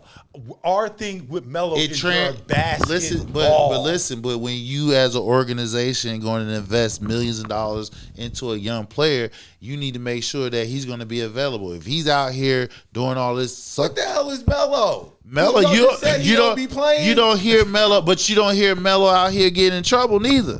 Outside of basketball, I'd rather you be getting in trouble, and No, you don't. Look, no, you don't. If you're going to win, Especially if I gotta give up a pick for Melo. Melo is younger. I don't need the controversy. Melo is all the younger issues. than Morant. Keep that in mind. Like I say, Melo to me doesn't embody winning like he should. Because to me, I think Charlotte has a decent team. And I have to agree with it. Melo is more about flashy. I get what you're saying. Show out. I get what you're saying, but Stats. you're trading. Not even stats. It's just flashy. I get what you're saying, but you're trading away. Like your simple layup. You trading somebody. You got a 360. I got you. You trading somebody away for an older, hard-headed person. That's what you're doing. I'll take Ja. Ja sounds like, what other deals do they got on the table? Well, there are a couple teams that are in discussions. Possibly number one could be the Clippers. Who they got? Old people. They want LaMelo back in LA. Somehow Bradley Beal going to end up in Charlotte. Like he got a broke leg. It's a wrap. Him and John Collins probably. It's a wrap for Bradley. But that's what I'm saying. Like, there's nobody in LA we want. Well, what about Zubac? Nope, they don't want him. We got Knuple. Like, no, we don't want Zubac. In addition to that, you have the Miami Heat. The Heat are loaded with defenders. Davion Mitchell, possibly up there. Tyler Hero. Nah, you might send them together, but like you just send us one. No, you're not sending them together. You have to. Hero or Ball. For LaMelo, you have to. Hero For LaMelo. Hero is And then more. you have two white boys on Charlotte. Hero is more well established than LaMelo. Is he? Yeah, he is. Tyler Hero is. Yeah, He sniffed the playoffs. and he been in the playoff a couple of times too. Yeah, but he's not going to But garner he more wasn't- than Ball. What I'm But trying if to you do talk here- about quality players, you're not giving up. I don't see Miami. Tyler going to play. Tyler's definitely playing more than Melo. What Yeah, I'm trying exactly. to bring in here is we need a winning attitude. Tyler's a winner, I will say that, but he doesn't give us what Melo gives. Like he said, he's a shooter. Yeah, he's a shooter. Melo is quote unquote supposed to be the man on this team, so we need this is the man coming back or something of that caliber. So that You means see what I'm Charlotte saying? should invest in an older player by trading for him to reel his ass in. But Older players aren't coming. And we know they're this. not because They're not coming until they're retiring. At the end Yeah, of they're their not coming career, until they're I'm surprised we don't have Chris Paul. Shit. But I mean, that's just the thing. If we're supposed to be giving away, quote unquote, our man, because Right. LaMelo's supposed to be the star of this Correct. team, then we're going to want your best player back or two really good players for Melo. I think that's fair. Yeah. Or picks. Okay, so now the other teams are the Houston Rockets because they have assets like Fred VanVleet and Dorian Finney-Smith. So those could be. I can see that good. They got to spot. come together. They got to come together. Who? Them two. Yeah, they would. They would give a a package deal. They would package them together because they got enough. They got enough access plus people on the team to reel his ass in to where he'll do what the fuck The he's Lakers supposed to. got that they could get rid of. Lakers ain't. We ain't in it. We Y'all don't don't want wanna them. get Another rid of team in the running. We got AR. We got AR and Duke and Doncic. Another team in the running is the Mavs. The Mavs have some assets. Yeah, they got some between, assets. I see that. Well, They Kyrie. gonna try to send us fucking AD. Oh, Kyrie. We already got I was it. going to say Kyrie. Kyrie is hurt. Like, I know, that's why. No, we don't want Kyrie. We don't want AD. We don't want those two. So what other assets they got? We're not getting Coop. Christie. You got Christie on the team. Clay. No, you. like, what are we doing here? You got Max Christie up there. You What are we got doing? some assets. Don't send us AD. Don't send us broke ass AD. Is AD playing right now? No. So AD and Kyrie hurt. Yeah. That's why. Now it's Cooper That's Flag what. squad. That's why. What's the name? Nico got fired. Because he got two hurt-ass niggas for one nigga that's still playing. But the last team they're discussing is the Trailblazers in the running. They got because enough assets. Trailblazers have Damian Lillard and Drew Holiday. Scoot Henderson. Send us Denny. George, Send us Denny or DJ. Grant. They also got Grant. Look, what are the Pelicans' record? Are they ready to get rid of Zion yet? I mean, they should. Like we can send LaMelo for Zion straight up. Like what because Nah, they their ain't gonna be- records are about the same. I think. Yeah, but I don't know. Zion been balling though. I can't even stun on him. I'm not going going to sit here and say that Melo doesn't ball. It's when Melo balls. No, I said Zion. I No, said no, Zion but been. that's what I'm saying. He's Zion's been balling. We need that's why I'm saying we need your man if we're going to send you our man. Zion's your man in New Orleans. Give us him for Melo. We got Sexton. So you think him close to home? That's a good wise thing. Look, you can't bring those South Carolina boys to their Charlotte, man. Think they gonna be all right. Deals that make sense I that feel we what could you're saying. that we could possibly pull off where people are because I know Zion's not happy there no more. No. That, like there's certain places that they're not happy and a change of scenery probably would do both of them. But you good. think LaMelo would be happy going to New Orleans, going from one sorry team to another? Well, it's not like he has a choice. It's not like you're making the Hornets any better. Honestly, I it's feel not like we're 4 years into this, and you haven't made us any better. Yes, indeed. Okay. Well, speaking of all this going on, I know you had just mentioned Chris Paul retiring, and Chris Paul did announce his retirement today. Yeah, this was.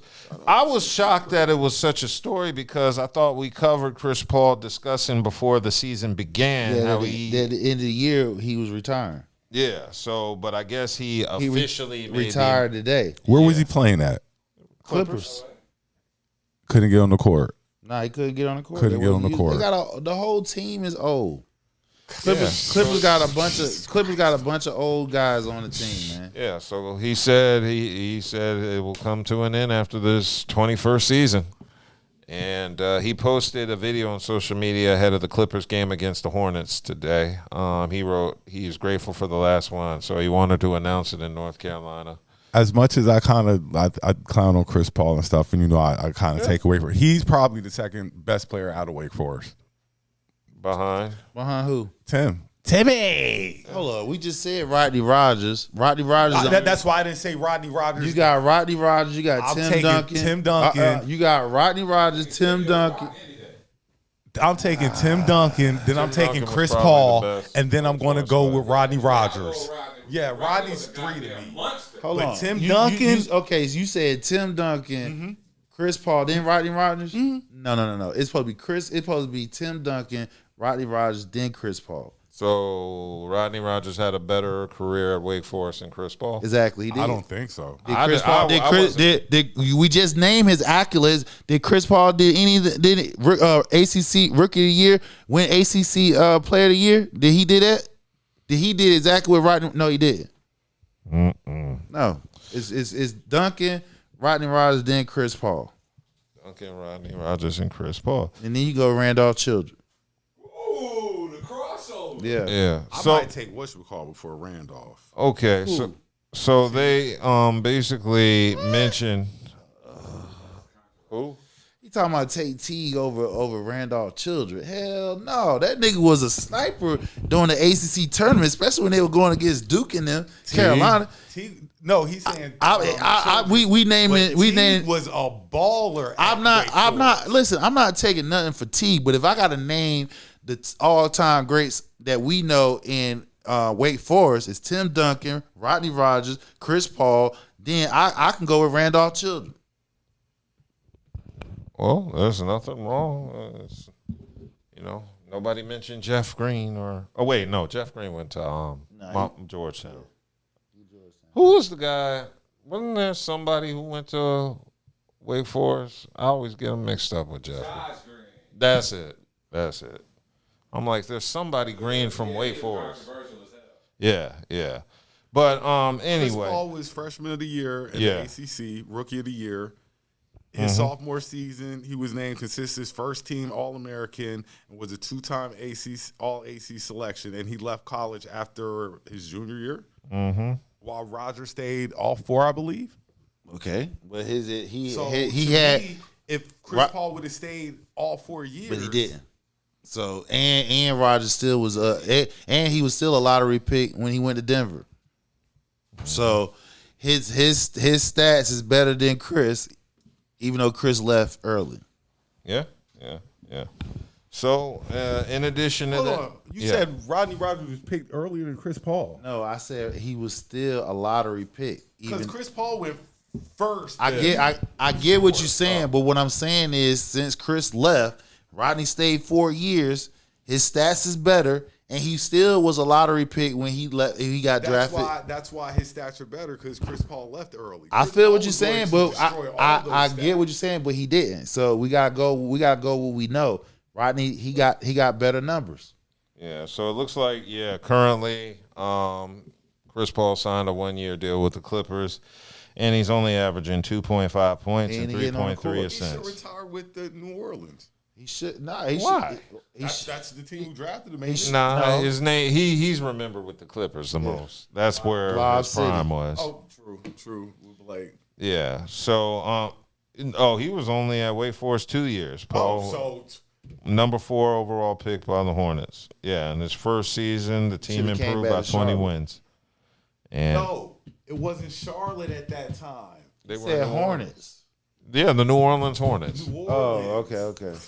Yeah, this is before they were the Pelicans. So yeah, they were with the This is after they left Charlotte. Charlotte. Yeah, this is when That's they were why in I New was like, Orleans. he should go back to New Orleans where they drafted him. But he didn't really. He won Rookie of the Year, but his legacy is the Clippers. That's the team. I feel you. I would. That's where he gets the most recognition from. And plus, it was probably the smart move. The owner of the Clippers, he probably did that on some that for the fans.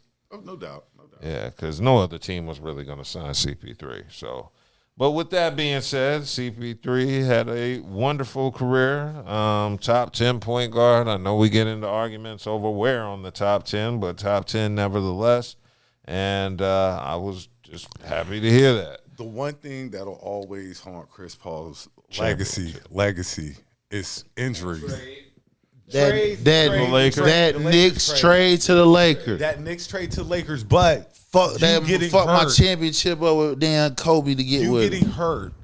The year that the Houston Rockets that you were going to the finals. Yeah, or the Clippers. The year you got hurt with the Clippers. Yeah, he did. It was the Clippers. Injuries. It was the hamstring injuries that always got him in the playoffs. Play into his legacy. It did the Clippers, Houston. Yeah, I thought that Houston squad they was going to the finals. Yeah. They would have won. Yeah, they could have won. He got hurt. They would have beat Golden State that year if he hadn't got hurt. Mm-hmm. Yeah.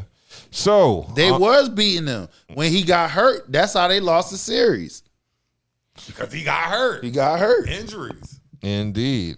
Did y'all see that back and forth between Draymond Green and Kenyon Martin? I did. And that's so funny. That shit had me you see dying the with list? the list. Yeah, when he did the list, that's what I wanted to talk about because he was rattling some names off. Is everybody on that list that he mentioned?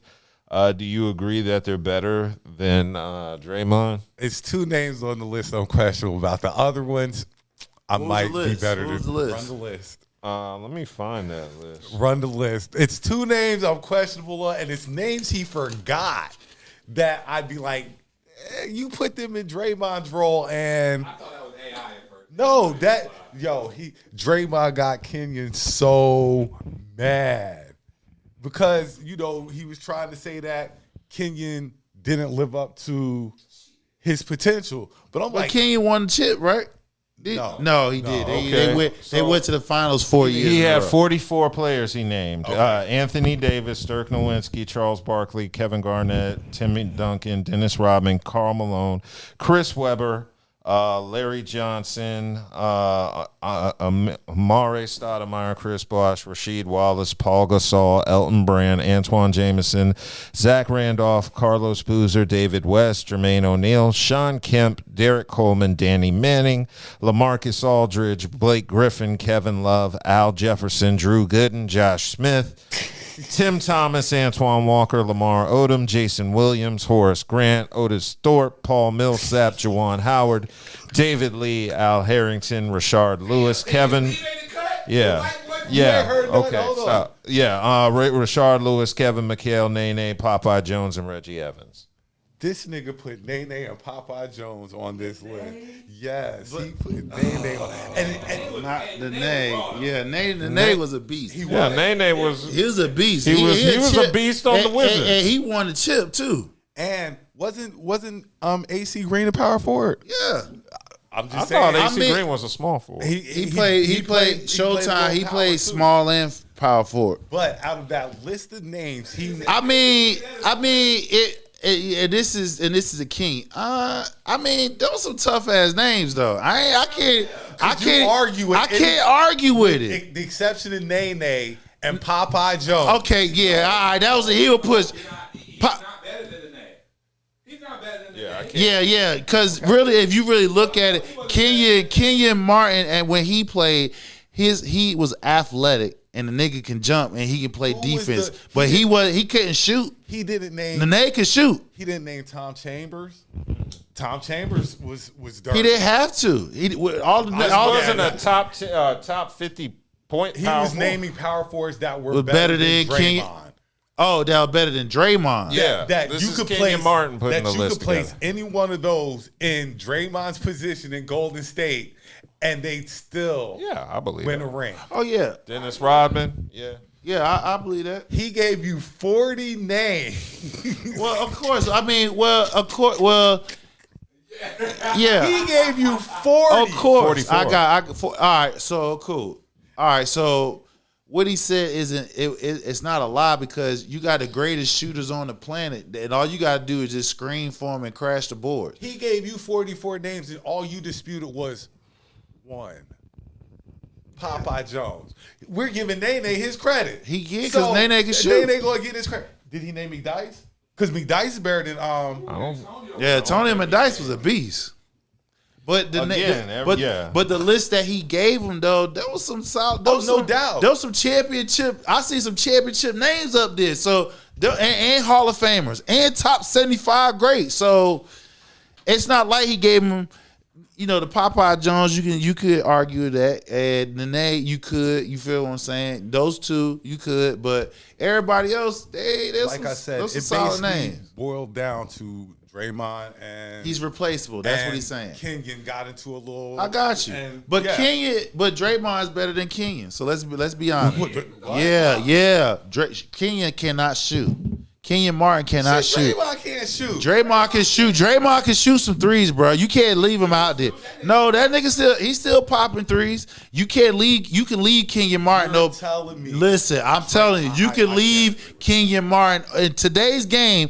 With Kenyon Martin game will blend perfectly with today's game. But the only problem with hurt his ass, he cannot shoot. Draymond can shoot better than Kenyon Martin. Oh, Giannis. But Giannis can shoot though.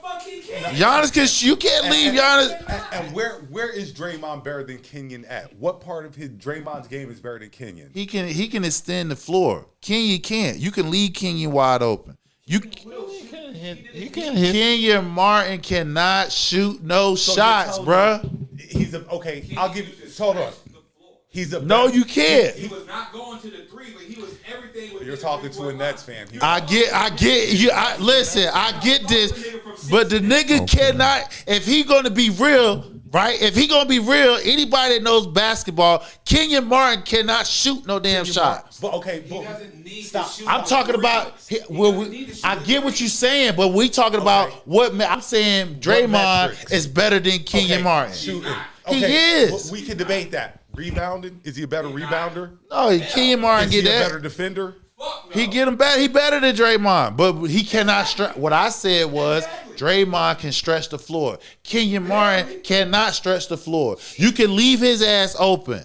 You can't leave Draymond open behind no 3-point shot. The biggest difference between Draymond and Kenyon, Draymond needs to be able to shoot in that offense. When Kenyon was playing, we didn't need him to shoot the three. Because you had Kidd, you had Jefferson. And I get what you and the game, but understand that. Since he ain't been able to shoot since then, they ain't been winning. The game is different from when Kittles and the shit like that. So that's why Kenyon is better. Because Draymond's not living up to the hype that they need. No, actually, you need a mic if you're gonna argue. I bet it different. What I'm saying is, yes, Kenyon Martin is more athletic than Draymond. What I'm saying is he's more athletic, and I'm not questioning that. What I said was you can't leave Draymond open, but you can leave Kenyon Martin open. I'm gonna give y'all a story real quick, a Kenyon Martin story real quick. Go for it. So back in the days when he was in college, they had the little bottle cap game. Where you get the team bottle cap if they go to the final, if they go win the championship. I got Cincinnati. I got the Cincinnati bottle cap. Kenyon Martin breaks his fucking leg. Yeah, I remember. Threw the Cincinnati bottle cap out the window. Because Cincinnati was moonwalking to the championship that year. I remember that year. Yeah, so so in addition to that, Draymond Green decided to respond back, and he said, "You were the number one pick and made only one All-Star team." Most would say that's underachieving. And then Draymond ran down his resume of 4 championships, Defensive Player of the Year, 9 All-Defensive teams, and a career built from the 35th pick into the backbone of a dynasty. And if Martin wanted to compare careers, Draymond was ready to line up numbers. And Kenyon responded back, jumping on Instagram Live, reminding everyone he helped the Nets to 2 finals, Said injuries robbed him of his prime and insisted he held it down when healthy. And he also said that Draymond's offense is a product of Golden State's system and that the screens, movement, and spacing did as much for his success as anyone else. And our other thing is this. Draymond has never been counted on to give you baskets. Kenya, when he was playing with the Nuggets, they needed buckets. When he was playing with the Nets, they needed buckets. Draymond has never. They needed buckets for Kenyon Martin? In Denver?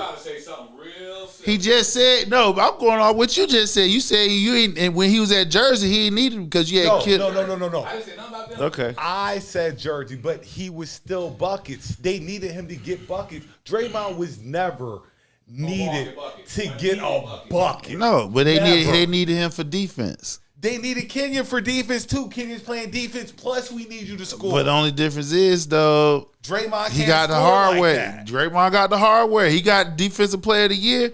He got that. You can't take that away from him. No, you can't take that away from him. But like I say, Draymond, he got his hardware. He's been protected. You can't. It don't matter. He did what he's supposed to do for the team. He got like he said, he got them rings and he got the rings and the accolades to back his shit up. So, but he named me 43 other players that we would like. Yeah, if you put them in, of course, because you got. With the offense and the two greatest shooters on the planet, yeah, I get it. No questions asked. Sixth man of the year. Was it that Iggy? Yeah. Iggy won him. All Draymond got to do, grab the board and throw it. Throw it to one of the guys running the wing so they can shoot. That's all you got to do. Again,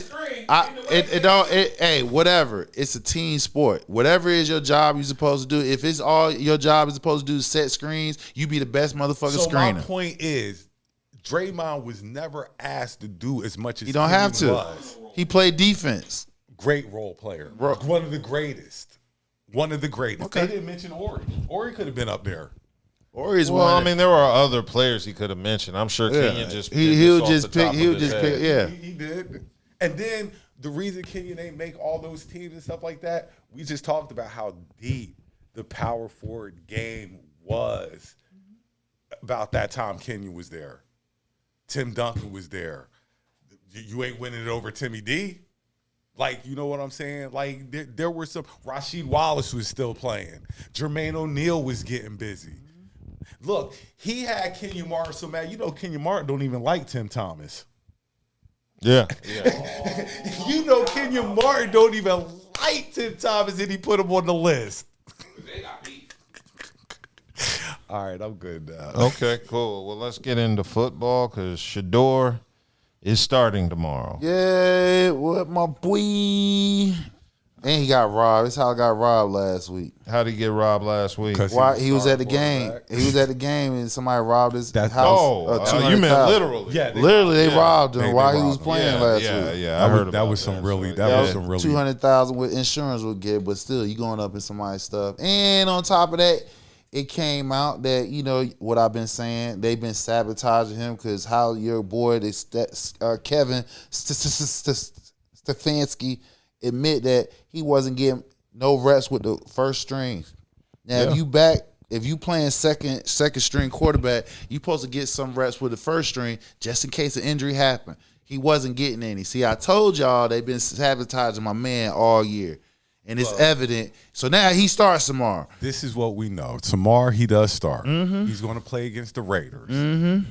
He has this game, and whether it's fair or not, he has this game to show us what he can do. Mm-hmm. This one game. How you gonna say one game when it already? Dylan Gabriel will be back, and he's going to I get what you're saying, but so that's what I'm saying. I feel what you're saying, but again, you're sitting here. It's already been reported and confirmed by the head coach. Even when Gabriel was first string, they're not prepping him to be prepared just in case shit happened. Now, this week, they ain't had no choice because Gabriel and concussion protocol. So, I'm not still going to be like, one game is a one-game shot because, again, it's not like Gabriel is out there lighting that shit up. His numbers is not – in most cases, people will say, all right, you gave him a shot, put Shador in and see what he can do the rest of the year. Let me run this by you. You playing the Raiders right now was like you playing the Panthers in preseason because the Raiders aren't that good. They still an NFL team. They're an NFL team, but they're not that good. I get what you're saying. So, and then on top of that, any given Sunday, you're right. Keep that in mind. But on top of that, you got this vicious defense. You got this one dude on that defensive Miles line Garrett, that's that a he beast. gonna be on that court. He gonna be on Gino all night. He's a defensive player by himself. He gonna be on Gino all night. Like I said, I don't know if it's fair to Shador or not. But Again, he's got this one game. Again, it's all preparation. If calls are legitimate calls where he got an open shot. Now, if he misthrows or he throw interceptions, you know what I'm saying, whatever case may be, turnovers, all right, got you. Because that's within his control and everything. As long as the play calling and the game flow is within what he can do, fine. I think the play calling is going to be set up specifically for Shador. Yeah, but you talking about you had no reps all year.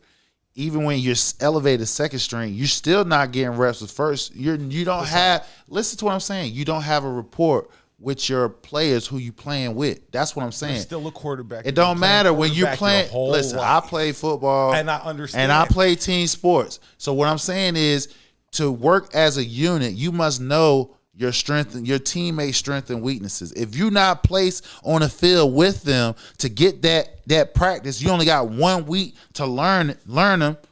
That's how most. Okay, so what's Gabriel's excuse? That he had all the fucking goddamn preseason, and now the last 4 or 5 games, and he still ain't doing shit. He got to win. He didn't do it though.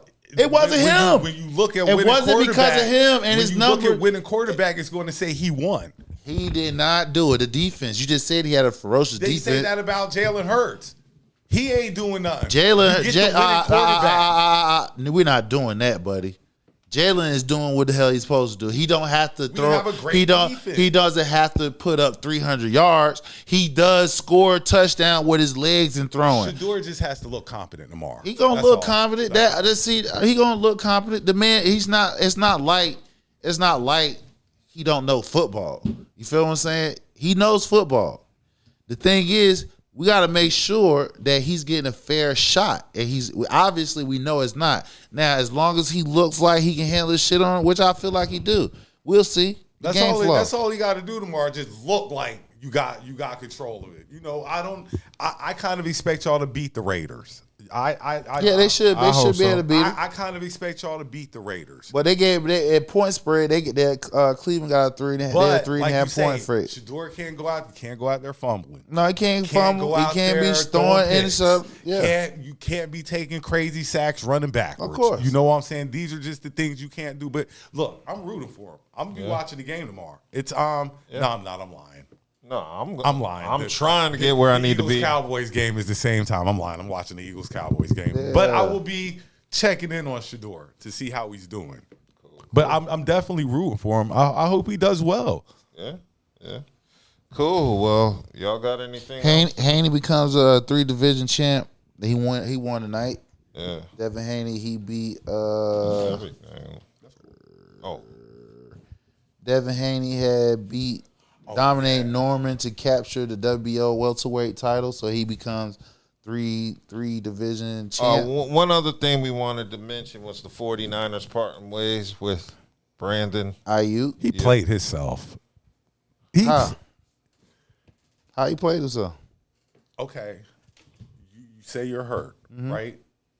And then why not try to get traded for the trade deadline so you don't want to be there no more? Since you don't want to be there, you come back after the trade deadline and be like, I don't want to be here no more.